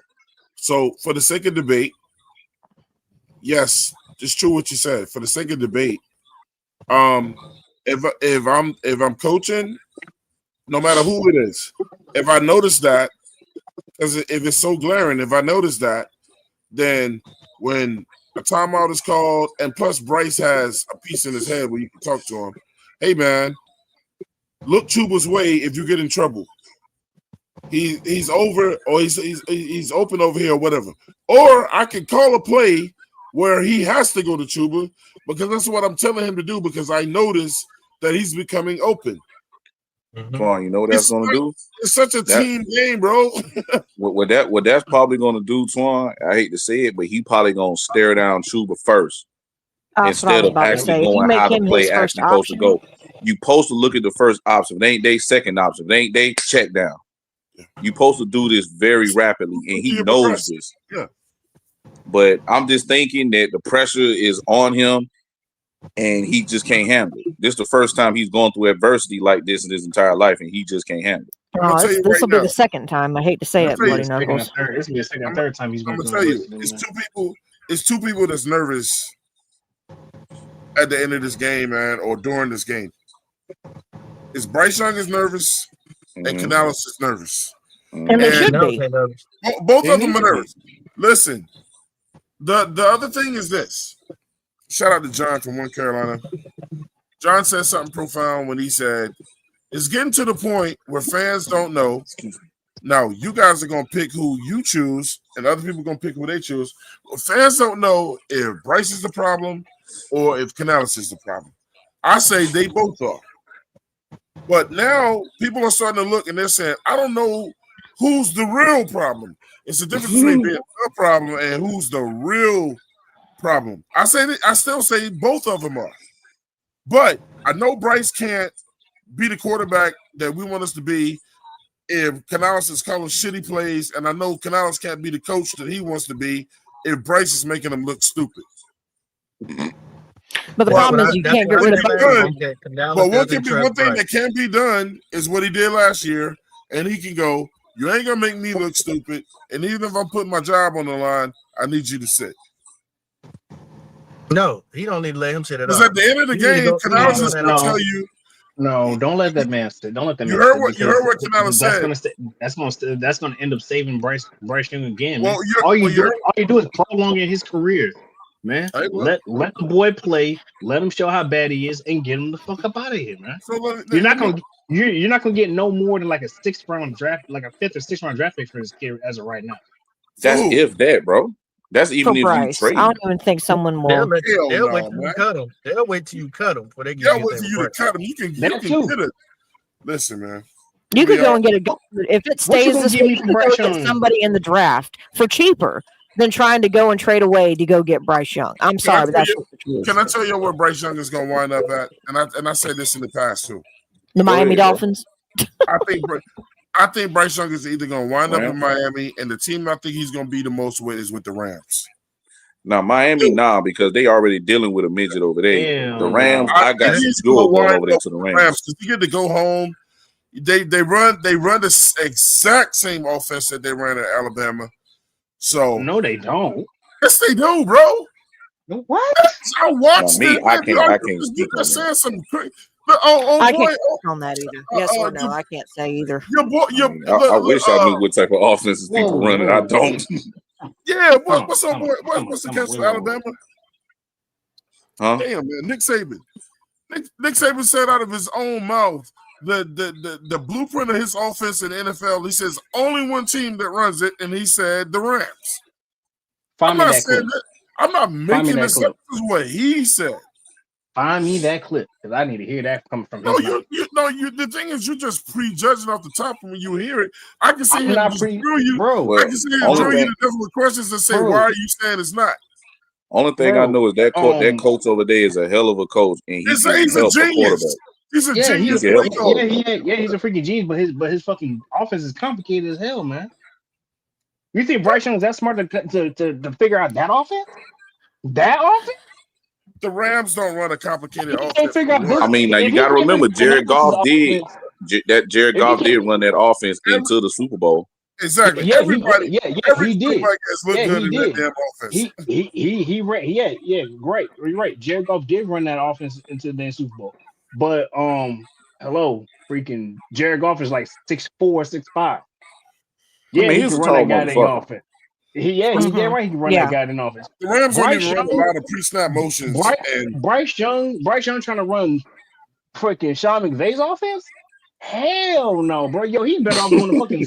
He's better off. He is better off going. I mean, Baker did go over there now. Baker did go over there for like a half a season and did win the first game. Going to the Pittsburgh Steelers. He's about the offense that you say he can't run. Now, be specific. Don't say the blanket. Be specific. Edge, as much as you don't want Bryce Young here, I'm surprised you are not just agreeing at this point, just so that way it can be, go ahead and go on to the Rams. I am so surprised. Because at this point, I don't even know the Rams run, but even I would be like, you know what? Yeah, sure, go ahead, go run the Rams. Go ahead, go for it. Go for it. Why not? Go for it. Bro, he can't run. Have at it. Go for it. He can't run. He can't run Sean McVay's offense. This is the other thing. Baker Mayfield ran part of that offense too now. And the day that he got over there, that Sunday he started and won. Baker Mayfield got an arm now. Baker Mayfield can launch that. But listen. To be honest with y'all, I could care less once Bryce Young leaves here in whatever fashion he leaves. I could care less if he knows how to run the offense of the other team or not. Because guess what? He won't be here no more. So he can go do whatever the fuck he wants to, and if he fucks it up, he does. Don't care. The past says he won't fuck it up. Because more guys going to be better somewhere else. Anyway, my whole point is with a lot of this stuff though is like we keep talking about how much who's to lay blame onto and everything. I mean, is it? I don't even know why this is. I've even said that I was Bryced out in the past, and it's still lingering in that way because it's like there are people who do not like him to the extent of they could care less how many yards he throws in a season, and they still don't want him here.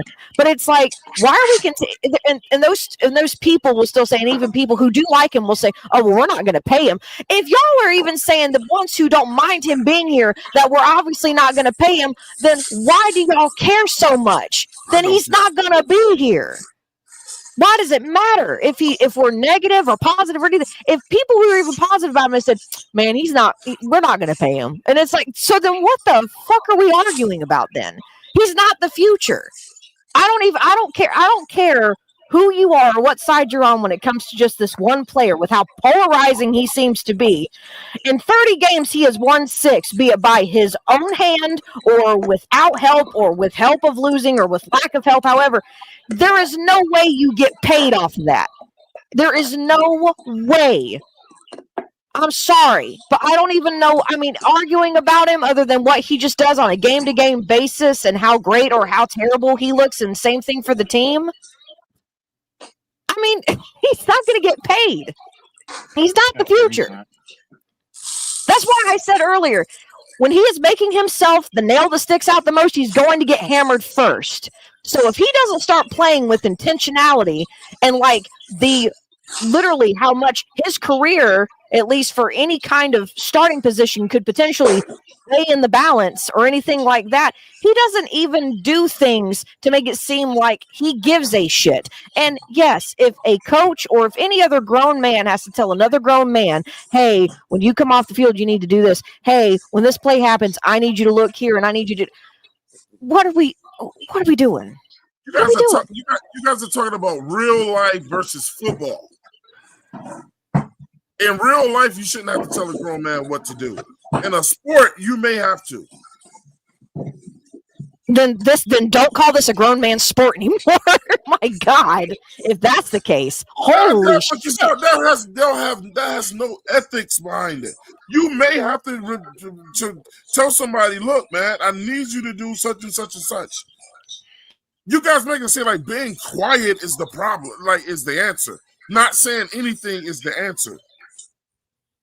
How does that work? Because if I have to come tell you what to do, then woe is us. If I got to go to a job and keep constantly telling the same person to do the same job over and over and over again, eventually I'm kicking that motherfucker out. We're not talking about a work. We're talking about a sport. It's the same damn thing when it comes to sports. There's no reason why a coach should go to a quarterback and say, hey, you need to do this every single time. So what do you have when he literally sees it all the time? He sees the same play all the time. You get rid of the motherfucker who's not. No, bro. So that's what you have to get rid of them. Get rid of them. No. You get rid of them. You get rid of them. If you are hindering my business and not helping my business, then you gotta go. So toodly oodly, Bryce. Yeah. Shout out to Navas with the $5 super chat. He said the fact that you're still wondering if Bryce is the problem or not in year 3 should tell you something, in my opinion. He has to win games to prove he's the guy. Also, he said, we knew we had a good quarterback with Cam game year 1, game 1. If you're still wondering whether you have a good quarterback or not in year 3, maybe he ain't the guy. Maybe he's not. And shout out to Flame for Jesus as well, man, showing that love. He said, I don't like Dan Morgan or Canales. You don't like Bryce either. He said, Bryce has been here through 2 coaches here. Tepper is probably on both of them by now because of no improvements from Bryce Young. Hey, Mr. Knuckles, I want to show you something that I've showed people in the past. I want people to see what I'm going to make sense of all of this, and I'm going to ask them the tough question. Here we go. Here's a list of every quarterback that's ever played for the Carolina Panthers. All right, everybody see that? You can see that. You talking about from '95 or since Cam left? From the beginning. Okay. From the beginning. Let's go through our history and see where it's been really different. With Cam Newton been at the top, we know, and Jake Delhomme, we can exclude those guys, and probably Kerry Collins as well, right? But is Steve Berline anything to write home about? No. Was Rodney Peete anything to write home about? His wife is fine. Yeah. Sam Darnold looks good now, but when he was with us, so is Baker Mayfield. Yeah, and he started improving under what coach? Wilkes. But they didn't keep Wilkes. Kyle Allen. Yeah, good 4 games. Bryce Young, right there. Philip Walker. Who? Philip Walker. PJ Walker. PJ. That's PJ Walker. Oh, fuck no. XFL guy. Next. I just want y'all to see the kind of quarterbacks that we always get. Teddy Bridgewater probably had a decent. I think we got rid of him too quick. He was done after that concussion when he left Minnesota to me. Derek Anderson that backed up Cam. Nah, career backup. Vinny Testaverde. He made his bones in New York Jets. Trash ass Chris Winkie from Florida State. He went to your university, so. And we picked him in the first round. He won the Heisman, bro. He won the Heisman. Exactly. He was 27. He was older, but that game did not cross over. and you know, everybody knows I'm Florida State for life. David Carr. Continue. The Baker Mayfield that was with us.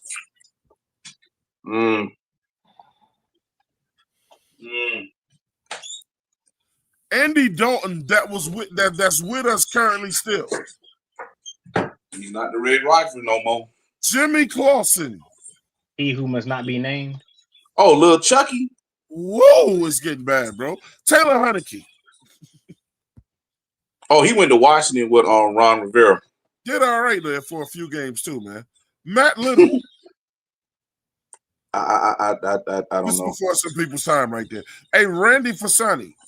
Good Lord. I don't know. Damn. Brian St. Pierre. I remember Brian St. Pierre for like one day. Knuckles, listen to this. Cam Newton's replacement, Will Greer. I seen him at West Virginia. He was I don't know why we got him. He was decent in West Virginia. It was good in college. Only West Virginia quarterback I count for is Pat White, and you see how his career turned out. Shout out Pat White. No, Gino. I don't give Gino because they kicked the shit out my Tigers. I don't give Gino that. They beat the shit out my Tigers. I'm still mad about it. Last but not least, Frank Reich. Former coach and guy who used to be the quarterback, Frank Reich. Hold on, wait. Time out. Whoa. Bro played for Yes, he played for us, bro. Frank Reich was our very first quarterback when we started. Get the fuck out. Wow. The only question I'm asking right now from summing this up, has this been a recent problem? Has this always been a problem besides Cam? I mean, ask the Cleveland Browns how they feel about their quarterback selection. Man, We're not gonna go there. This is the who's who of shitty ass quarterbacks. I mean, shit. To be honest with you, everybody can say that. So what you're saying is okay. So Bryce Young is now added to this list. No, he's I'm confused. He's basically saying that we've always had bad quarterbacks outside of two guys. Right now, this is nothing new that we should be used. It's something we should be used to. Right now, Bryce he needs to be on this shitty ass list. Okay. I'm still confused on what the point is. But all right. What I'm saying is when Bryce is gone from this team, right? Mm-hmm. Are we gonna say that he was better than any of these other shitty ass quarterbacks?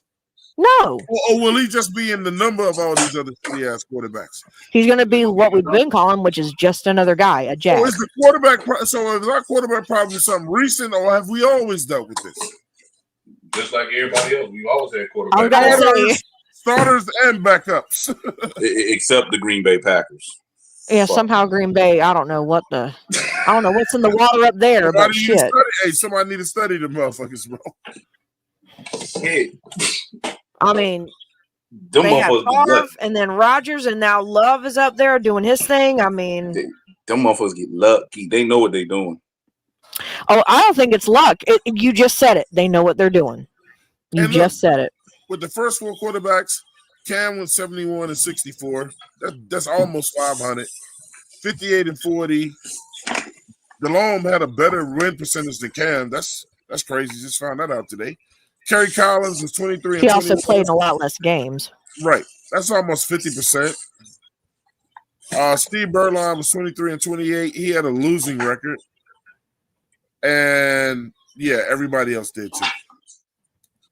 Look at that 1-3, 1-5, 1-5, 1-5, 0-1, 0-1. Okay, so what you're saying is that we just should be optimistic through the chaos and the shit, is what you're saying? No, I'm saying that for people who think this is some recent shit, it's always been this way. I don't. Who's saying that this is recent though? No, I'm talking about as far as the quarterbacking, Claire. I'm aware, but when I'm constantly saying it's coming from the top, look at the type of quarterbacks that we keep drafting and the guys we keep picking up. Well, obviously, historically, we have not known what the hell we've been doing. We don't know what we're doing when it comes to drafting quarterbacks, bro. Because I've been thought about that. You was established way before the Ravens. They don't want 2 Super Bowls. So. I think we drafted Kerry Collins, didn't we? Yeah, we drafted. He was part of the what do you call it draft? The expansion draft. Yeah. He's part of the expansion draft. So we did draft him. We did draft him in theory. He was part of he was the expansion draft. Yeah. So we drafted Cam. We drafted Kerry Collins. Jake. Who else? No, we didn't draft Jake. We didn't draft Jake. That's right. Yeah, I realized that. Did we draft Berline? We did. No, did we? Yes, Berline? we did. Okay. Yeah. We didn't draft Rodney Pete. We didn't draft Sam Darnold. Matt Moore, I think we did. No, we didn't. Yep. No, we didn't. Nope. No, we didn't. Damn, I thought we got him out of Oregon State. We didn't draft Kyle Allen. We got Bryce. Philip Walker. We didn't draft Teddy Bridgewater. So not only do we not even draft quarterbacks well, we don't even go get the right ones. Unless these motherfuckers just don't want to play in Carolina. Derek Anderson was Cam's backup. We didn't draft Vinny Testaverde. We drafted Chris Winkie. What's his name? John Fox didn't Jimmy even. Clausen, as much as John Fox didn't even want him though. Hey Claire, this motherfucker was 2-17. Look at these win percentages over here, man. Do y'all see this? So I mean, yes, Tom, we see them. Motherfuckers didn't look. Let's look at the highest win percentages, bro. Cam with 0.526, 0.5. We ain't never even had a quarterback in the win percentages in 60. Well, 70% is absurd, but not even at 60%. 0.59 too. 70% is the same shit.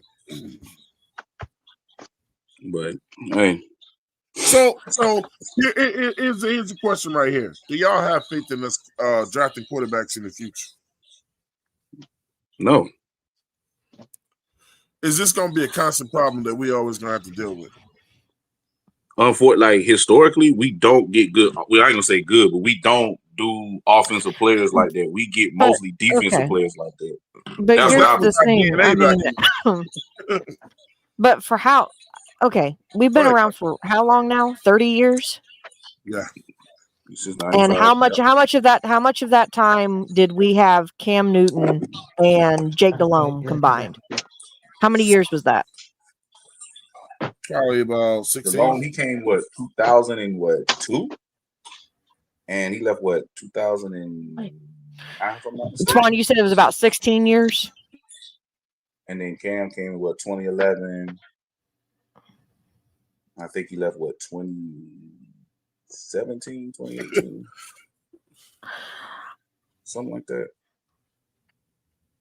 I mean, so roughly, probably half the age of our time since inception, we've had 2 decent quarterbacks.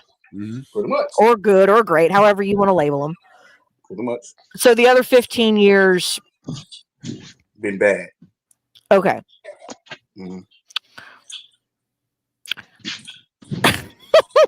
And someone keeps mentioning the Cleveland Browns. How long have they been around? Oh, the other thing was Cam and Delhomme didn't win every year. I mean, they didn't have winning records every year. Even with Cam, that's my favorite Panther ever. Bug is he gonna be all that for me, man. But for the most part, Cam won a year, lost a year, won a year, lost a year. Won 2 years, lost a year. Okay. Consecutive even with him. But are we going to say Cam was the problem? No. Hold on. Was Cam the problem? No. At that time, the media was dumping on Cam because of, the Superman thing. Yep. We just didn't put enough around Cam from a wide receiver perspective. That's what I think. Oh man, I don't think that. I think the O-line or offensive line perspective as well. The Jake Delhomme situation, I was a kid, so I've never heard that about Jake Delhomme. Okay, so I'll explain that one. So with Jake Delhomme, He made it through because of our defense. Yeah, our defense was cold back then. No, it wasn't cold. It was cold-blooded. Nobody look at that time frame. That was a point in that time frame in our history that nobody wanted to play us from 2003 to 2005. Nobody wanted to play us because of our defense. Shout out to JP. When JP said, and he's correct, he said Rams got Stetson Bennett already, bigger, faster, better armed than Bryce Young. Mm-hmm. Oh, I forgot he's over there, but he beat him too. He's a tiny motherfucker he beat him too. But I mean, I understand what he did over there in college, but in the league, he has Georgia, shown. yeah. Hey, the motherfucker went 2 years undefeated in college. I was about to say. And he beat him, and he beat Bryce Young too in the national championship. I don't even think him and Bryce. Well, Bryce beat him in the SEC championship a couple of weeks before that. So Bryce did not beat him. I don't think they ever met. Yeah, they have. They met. Yeah, they did. They met in the SEC championship, and that's when the national championship game. Mechie got hurt. Mechie got hurt, and then when they met him in the national championship, the wide receiver that's over in Detroit, he got hurt. Bryce didn't have his weapons no more. So the reason why when people say, I agree when people say Bryce got to be way fucking better than man. I was one of those people. I'm still halfway there. But unlike Cam, Bryce is surrounded by weapons. And so when we see Brock Purdy surrounded by weapons when he was with San Francisco, when they was doing their thing, but the common denominator for me with San Francisco was Shanahan. Everywhere he's gone, he's taking his system with him, and they've won. Bryce is surrounded by weapons on offense. So what's the odd thing out? Canales and his system. Because Brock Purdy was Mr. Irrelevant, which means most teams didn't want him, but it was like, I don't think he was ever meant to play, even when San Francisco got him. He got on the field because of injuries. But then he proved that he can sit in that system and be great with the talent around him. So Bryce is another one of them quarterbacks where he has to be surrounded by talent. So what I'm saying, Doc, is if you're surrounded by talent and y'all ain't getting it done, then you can put some of it on the quarterback. But Canales is surrounded with talent too. Does he know what to do with the talent that he has on offense? It hasn't shown. I don't think neither one of them know the difference between poop and applesauce, but that's just my opinion anyway. I hear you on that. I'll say that. Because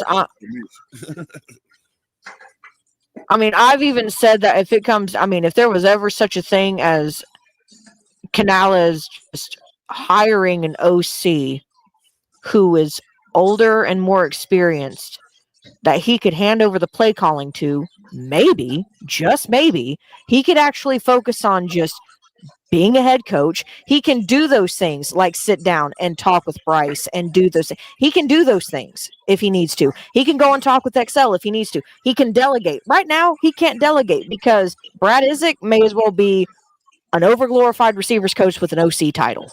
Right. He shouldn't be an OC, man. So basically what it sounds like you're saying, he's still stuck mentally being an OC.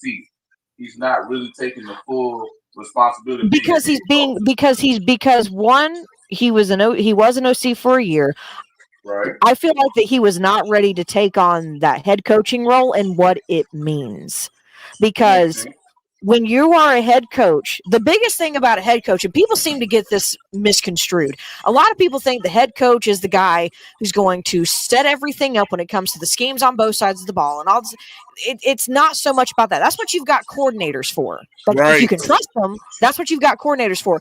Your coach is supposed to be the guy who starts trying to understand where I can build a foundation, who are my culture guys, who are my locker room guys, who are my leaders. You can start building with your guys and you can focus on those things. You can be the culture builder. You can then go get a quarterback who's supposed to be your franchise altering, culture setting guy who is supposed to be, because someone said it earlier, the extension of you when you're on the field. Right now, the only thing I can say is I think Canales, I think he has an idea of what he wants to do, but because he's inexperienced, he doesn't know how to do it yet. With Bryce Young, I think that honestly, as much as people want to say that he was the most pro ready, I think honestly, because he had never gone through any kind of adversity, not like what he's been through in the NFL, he does not know how to respond to it. He was not ready. He was not prepared. And it is still showing because it's seeping through the cracks with all these turnovers he's been making. And if you've got inexperience and someone who's not ready in the same room, you're going to have a disaster. And that's what we're looking at. But here's the thing. Will Canales go and hire a more experienced OC so he can delegate and relieve those duties too while he can focus on building the culture? Probably not. Is Bryce Young ever going to be a self-starter and figure out what can I do to be a better leader by fixing myself so I can help fix my guys? Probably not. So Claire, can I say this right here? Go ahead. And I'm saying this to all of y'all. So what I know it is, and based on everything that you just said and we've been talking about before, can we all come to the conclusion that Bryce is not right for Canales and Canales is not right for him? Yeah. Yes. They are to me does not even fit his scheme. With the scheme with the basic scheme that I've come to understand just from research that Canales is trying to run, Bryce Young doesn't even fit that. But what he's been trying to do, which is why I think it came together a little bit last year, was he was finding ways to get it to work for Bryce. But I think ultimately what needs to happen is either, which I do not want this to be the case just because of the head coach turnover. I don't like the QB turnover either. But if you get rid of both of them, you're going to hit the reset button on everything, and that's going to hinder the development of other people. So it's going to come down to which one are you going to get rid of? And I hate to say it, it's going to be a little bit easier for a coach to go get his quarterback than for you to get rid of the head coach who's going to come in here and potentially blow everything up. So they're not good for each other. That's just what I don't think they are. I mean, I don't think they are. No, I'm making a lot of sense. They're not. They're not. And I think that there could be a way for it to coexist because we saw it at the beginning, but it's not conducive long term. That's what I'm trying to say. I think you can find ways to make it work, but it's not conducive long term. Got you. The only way they can coexist is if what Claire just said is if Canales gives up fucking play calling and go get a real offensive coordinator and just be head coach. But it just can't be head coach. Your role. Just do your role. It cannot be Isaac. He's only going to be an assistant to Canales.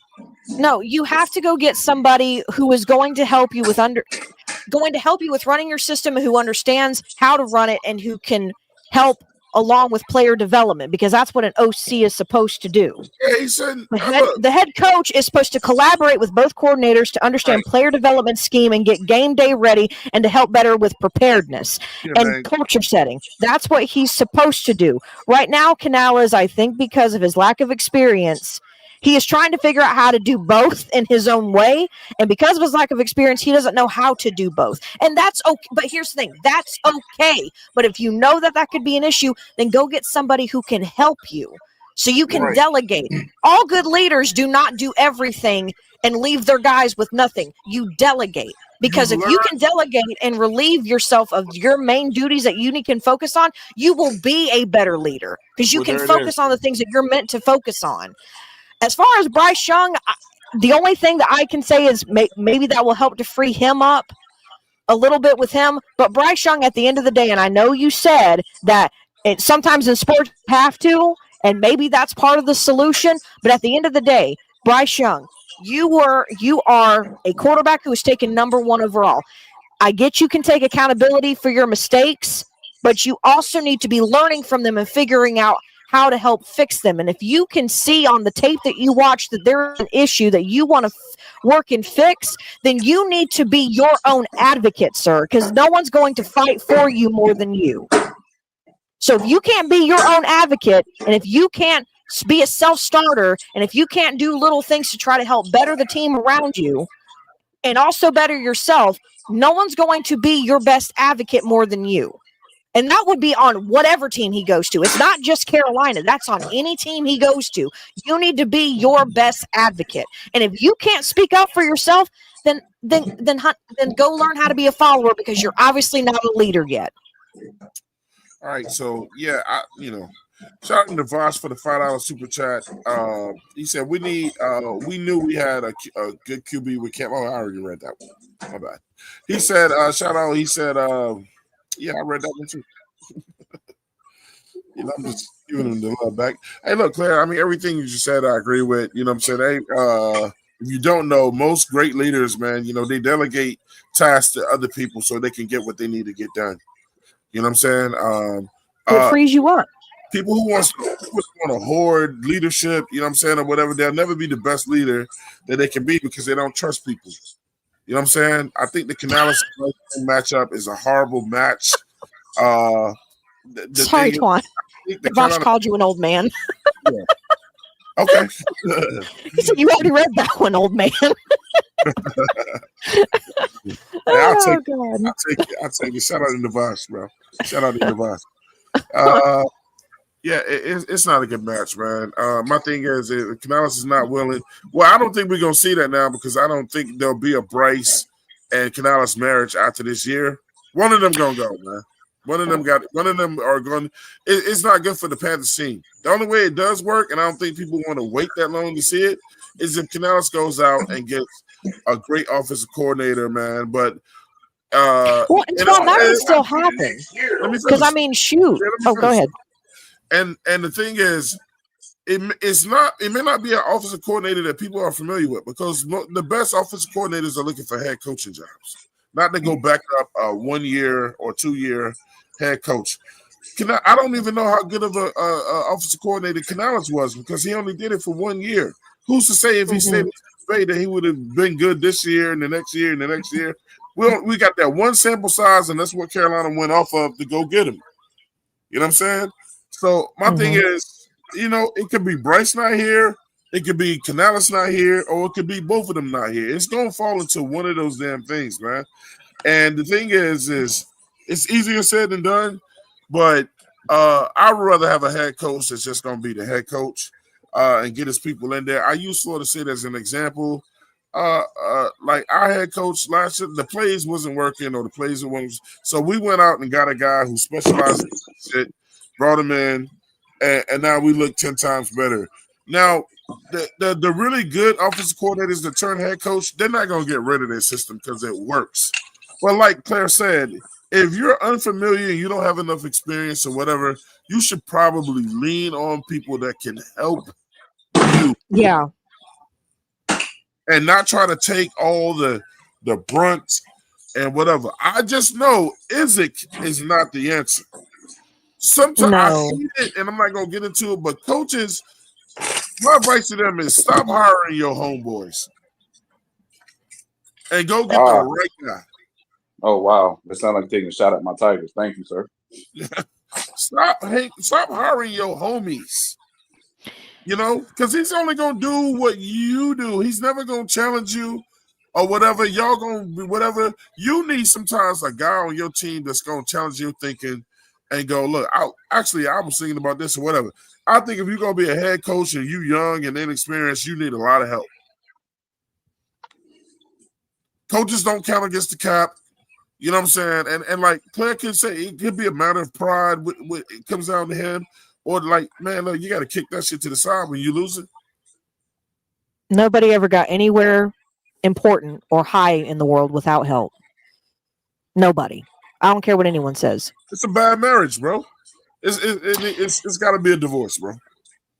Yeah. I mean, I said this. I can't remember if it was in a Discord or not. I said that right now, the way it feels, and this is not just within the fan base, you can feel it. I mean, the tension, you can cut through it like a hot knife through butter when it comes to these press conferences at the end of these games. Yeah. And who has taken obvious subliminal, to me, they're obvious, but they're subliminal also shots at each other. It's like just there's so much bad blood that I think is not being seen. We don't know what there is, obviously, but just you can hear it in the tonality and in the nuances of what's being said in these press conferences by both Dave and Bryce Young. So I mean, it's one of those things where it's like you can hear it and you can see it. And it's true. A divorce needs to happen. And however way that happens, I know how much easier one way would be or the other, but I do know that, like I've said, we've all said it, the ace in the pocket for Canales is Bryce Young was someone he inherited. It is not someone that he picked. That will work in his favor. I don't know. Bryce has to be his own advocate, and Bryce has to do what he needs to do. If he needs to start asking to get reps with certain people, then ask. Then do it. So Claire and Buddy Nichols, watch this shit right here. Just stand with the theme we're talking about. So Bryce and Canales are in an arranged marriage. Yeah, they are. I mean, in most arranged marriages, some people will grow to love each other, but that is not the case right now. Neither one of them asked for each other. No. So now what I think the period they're going through this year is that seeing if we can make that shit work, like that little separation phase or whatever. And then, yeah, you're trying to go to counseling to see if you can get your issues resolved and shit. Yeah. Mm-hmm. This year's counseling. So at those press conferences, what Claire's trying to tell you is just like when you're about to get a divorce or whatever, and you sit between a judge or a mediator or whatever, she gonna prove her points. She gonna point out your faults. He'll point out your faults. But the thing in football, they can't just do that. But Claire said the tension is so thick, you can tell they want to call each other out. Well, and they have underhandedly. They do it underhandedly. So basically, both of these dudes being passive aggressive, but then got to pass each other in the hallway on the practice field. Correct. And I think it's obvious. And if you listen to the press conferences, the very first question that was asked to Dave Canales is, when it comes to like what is it was like, I don't know if it was David Newton or whoever, but somebody asked, what do you feel like is one of the biggest pain points or whatever it was in these last two games? First words out of his mouth, he didn't even hesitate. Turnovers. That's true though. And I know pointing out your quarterback without telling me you're pointing out your quarterback. I mean, it's true. And then Bryce Young, it's true though, but it is true. But the thing is if you also hear when Bryce Young talks about it, he will also talk about how there's different things with play calling and other things going on, which is also a jab at who? You have to listen to it because they're telling you messages and being podium, they're being podium about it. Like they're having podium talk, but they're doing it underneath all of it. You have to watch it go back and forth. And they both sound the same with their little mellow tones. They do both sound the same. and I'm glad we've arrived at this point because I'm going to tell you this. Neither one of them motherfuckers is fooling us because just like couples that are in trouble, guess what we see in these first two games? We see Bryce in the first game and Canales fighting on the sideline, right? Yep. They can say whatever they want to say. In the second game, we see Bryce on the sideline with Corbett fighting. Yep. That marriage is not as happy as y'all trying to make everybody seem like it is. Y'all are not fucking with each other. No. And it's just week 2. It's literally one of those things where it's either you scrap like week 2. I mean, it's sad, bro. And that's my point. Go back and watch all 4 press conferences between Bryce Young and Dave Canales from games 1 and games 2, and you will hear it and you will see it, and you just listen to them. It sounds like two people who are on the stands who are trying their hardest in divorce court not to call the other one a bitch or a bastard. Like it's in the courtroom. But here's the thing. They can how do it that. Sounds. But they can do that in the locker room, not in the locker room for the team, but they can do that in the office at the facility. They may do, but we don't know what they do in the facility. However, I find it. Look, that's what did I suggest last time, player? Maybe y'all need to go to motherfucker. Look, I don't think he's gonna make it any better. They're not gonna fight, bro. They're not gonna put on the gloves. But look, maybe y'all got to go to the owner of the team with Dan Morgan, lock yourselves in a room, and hash that shit out. Oh, I thought you were about to say put on the gloves. I'm about to say, bro, they're not about to what's fight. Going on? That's like when parents try to fool their kids. They know when y'all ass fighting. I can feel the tension. Yeah, True. we're not fighting. We're just having a discussion. And Bullshit. Dad, fuck that shit. Y'all fight. Like we're having a discussion. Shout out to my man Okay. JP. JP with the $5 super chat. JP said, "Twan, what the fuck is your point with the history compared to quarterbacks list, man?" Hey, that look, none of these look, we've always dealt with this shit. But not like this. If the quarterback and the head coach beefing like this, not like this. No. And both of them seem to be nice guys. Like in their personal life, passive aggressive. Yeah, they ain't gonna say nothing like too harsh about each other. Where when you go to another team or you got a Michael Parsons or whatever, that'll be like, man, fuck. Chad already said that Belichick and Brady used to fuss and cuss each other out on the practice field. Like shit. They did, but guess what? Guess what was there that I don't think is there between Canales and Bryce? Mutual respect. Yeah. I don't think there's mutual respect at all between the two of them. Well, they don't have to respect each other. Neither one of them been around long enough to earn it. True. Correct. Neither one of them has a record where you can trump the other. Here's the thing. But here's the thing. Also, good things came from their relationship. You know how people say, well, good things came from our relationship. We had our children, blah, blah, blah. Good things came from that. Bill Belichick, Tom Brady. It was called Super Bowls. It don't mean y'all need to be together. It doesn't, but they found a way to make it work. I don't see this making. I don't see this. This may not even make it out the regular season, man. If it's like this.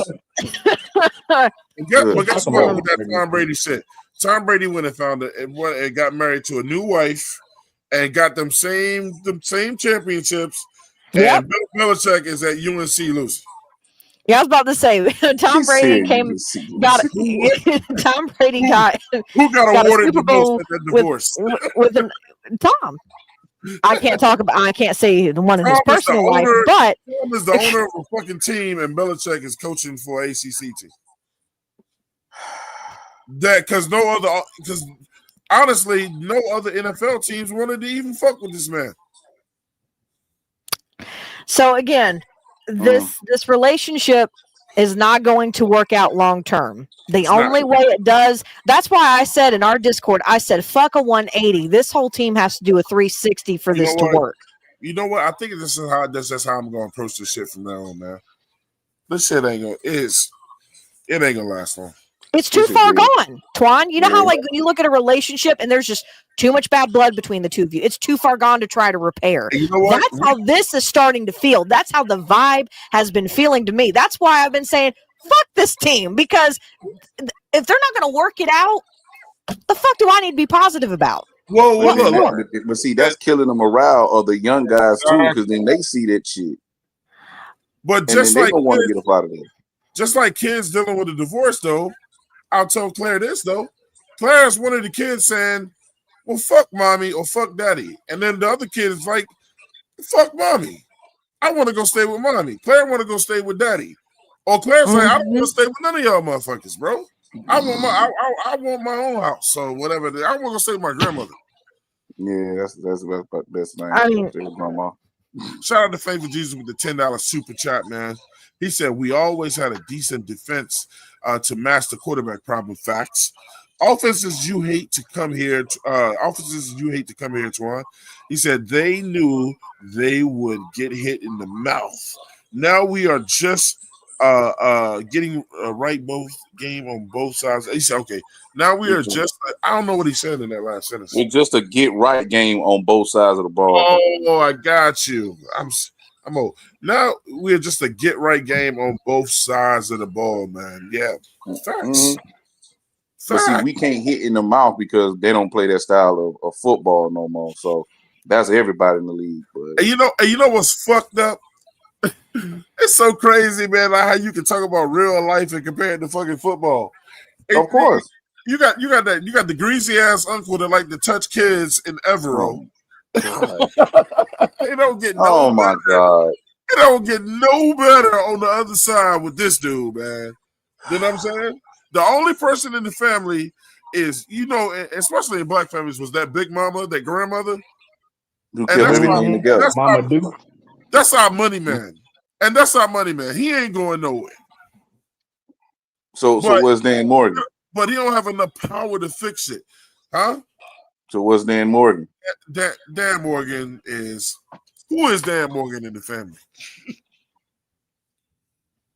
Dan Morgan, he's just that one guy.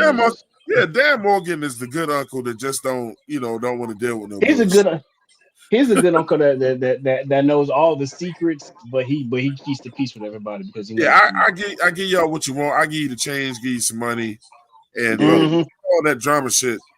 I'll let y'all deal with all that. Yeah, for real.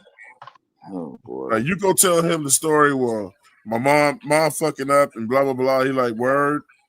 Yeah. $20. Yeah. So ain't you gonna do something about it, David? About Morgan?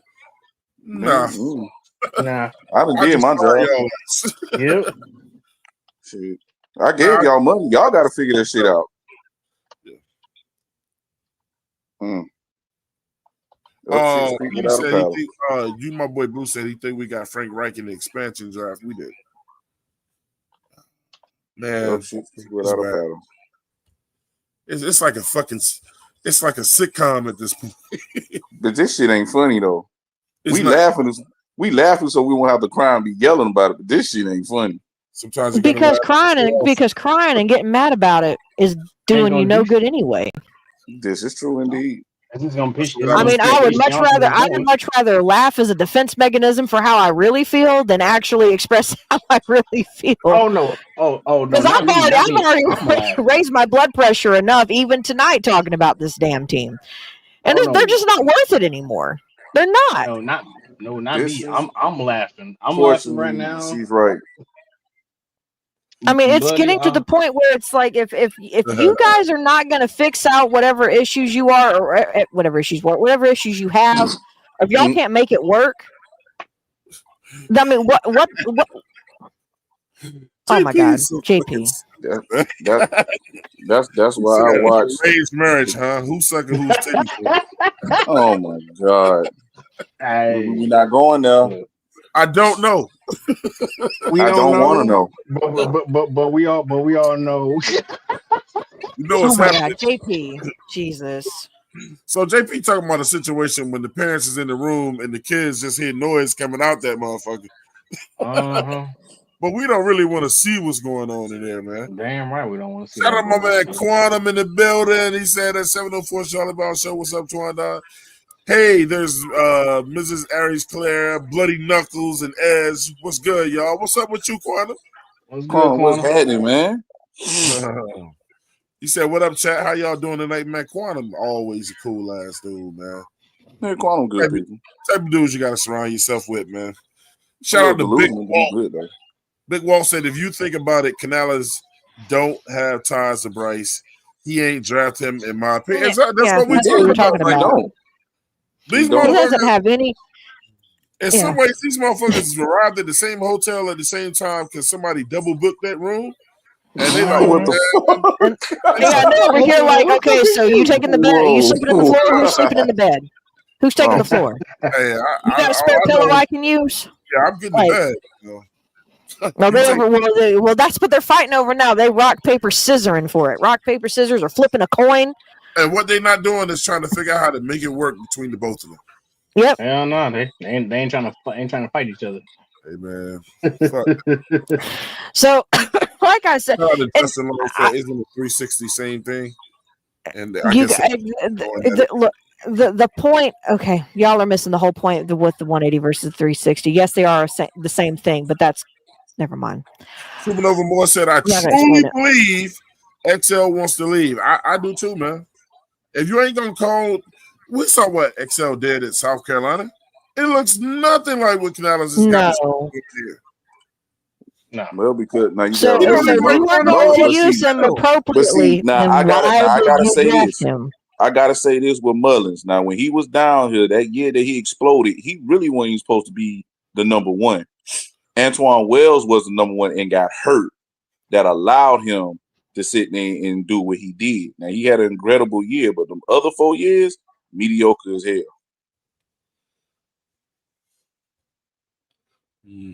You're right, bro. I mean, yeah, but the way I look at it too is he took he took over that starting role and did his thing because he still could have been mediocre and starting, This is but true. He did but what he he's supposed didn't. to do. You're Took right. it in stride. So I mean, He did what he's supposed to do. You're correct. so I just I'm gonna tell you like mm-mm. this, man. We gonna really have to do another part to this. We could go so much longer, but look, man, I promised Claire and Edge, man, so they can spend time with their family. That we actually went longer than we wanted to, man. But you know what I'm saying? Like we can talk about this, man. Look, great debate today, man.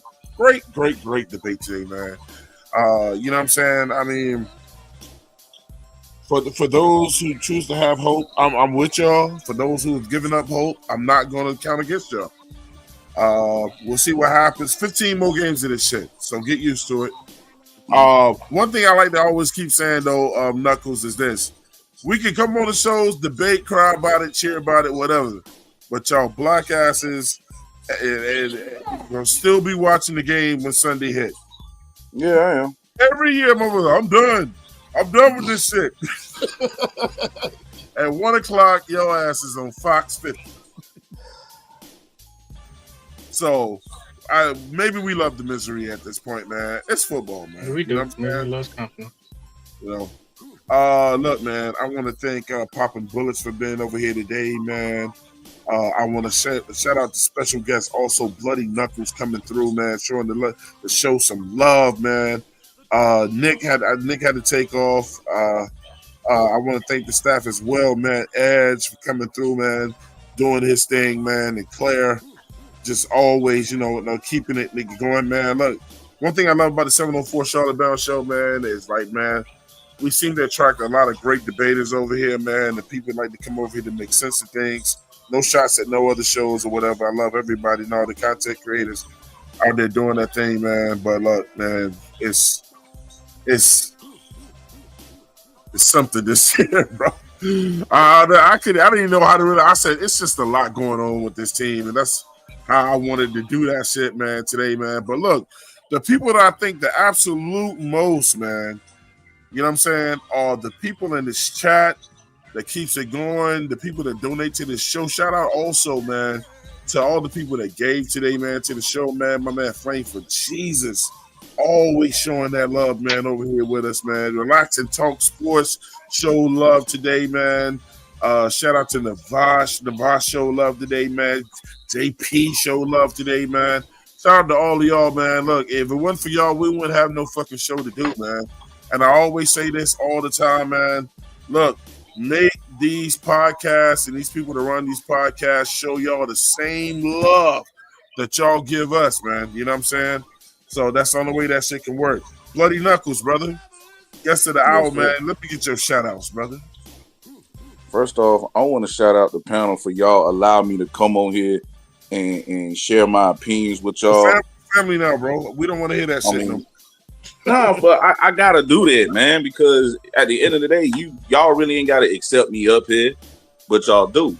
You know what I'm saying? So I always gotta give grace. So I appreciate all y'all and y'all insight. You know what I mean? I love to do stuff like this. I've always wanted to sit here and talk football and talk about my team with other people who has just as good an insight of me or have even better insight of me, because I get to learn at the same time. Also want to shout out the chat. Hey man, like he said, y'all the ones that keep making this thing move. You know what I mean? Y'all opinions matter too. That's how I got up here through the chat. You know what I'm saying? And shout out to my home, the 803, the Metro. You know what I mean? I got to shout out my city. I love Richland County. You know what I'm saying? And that's about it. Shout out to the 803, man. Thanks for letting us hold Knuckles over here, man. Shout out to all of that, bro. Edge, what's up? Man, ain't nothing crazy, ain't nothing much, but I do know one thing. Friday, I will have a show for you guys. What is it going to be about? It might be about Bryce Young. It might be about the offensive coordinator. It might be about the defensive coordinator. And this might be about the whole team in general. You ever want to know what it is? Come on through and find out at 704 Charlotte Bound Show or where at Edgewise, and I am out of here. Ed said he ain't leaking it. You got to come over here to see what it is, bro. He ain't leaking it. Claire, First Lady, what's going on? Oh, nothing's going on.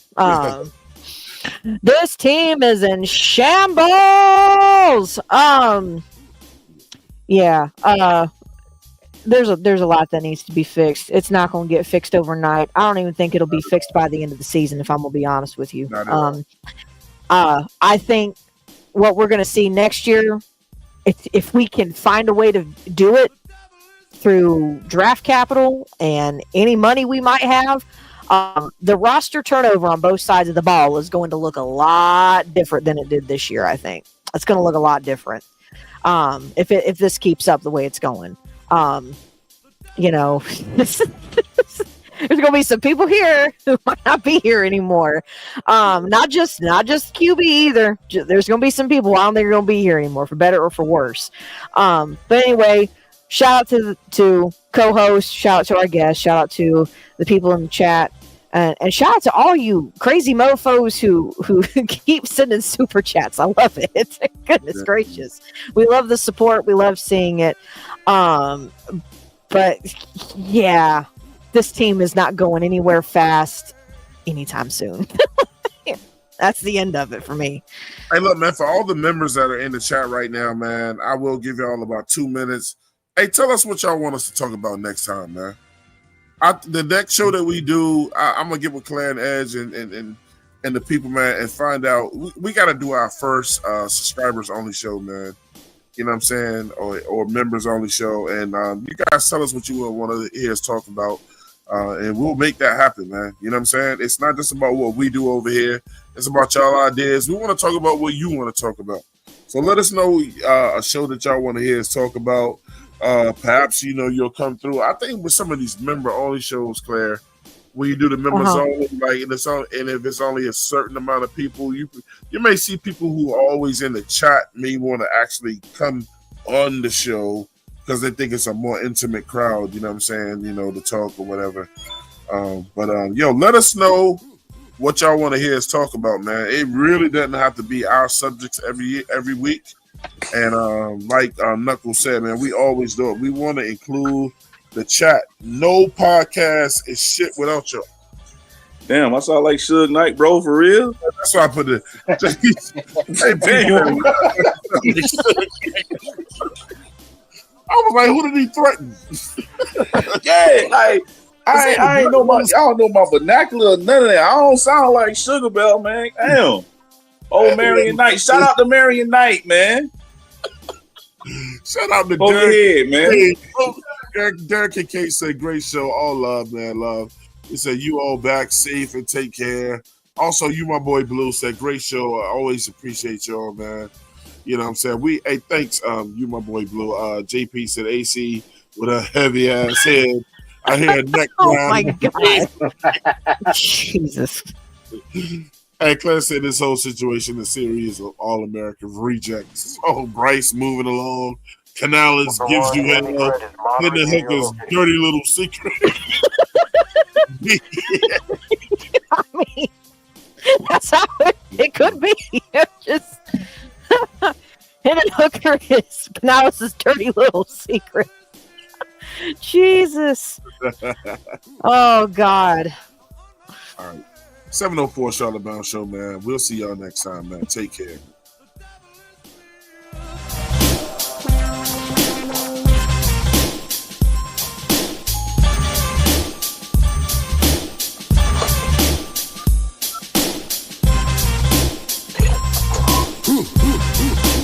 Ultra One, intel is located supply boxes.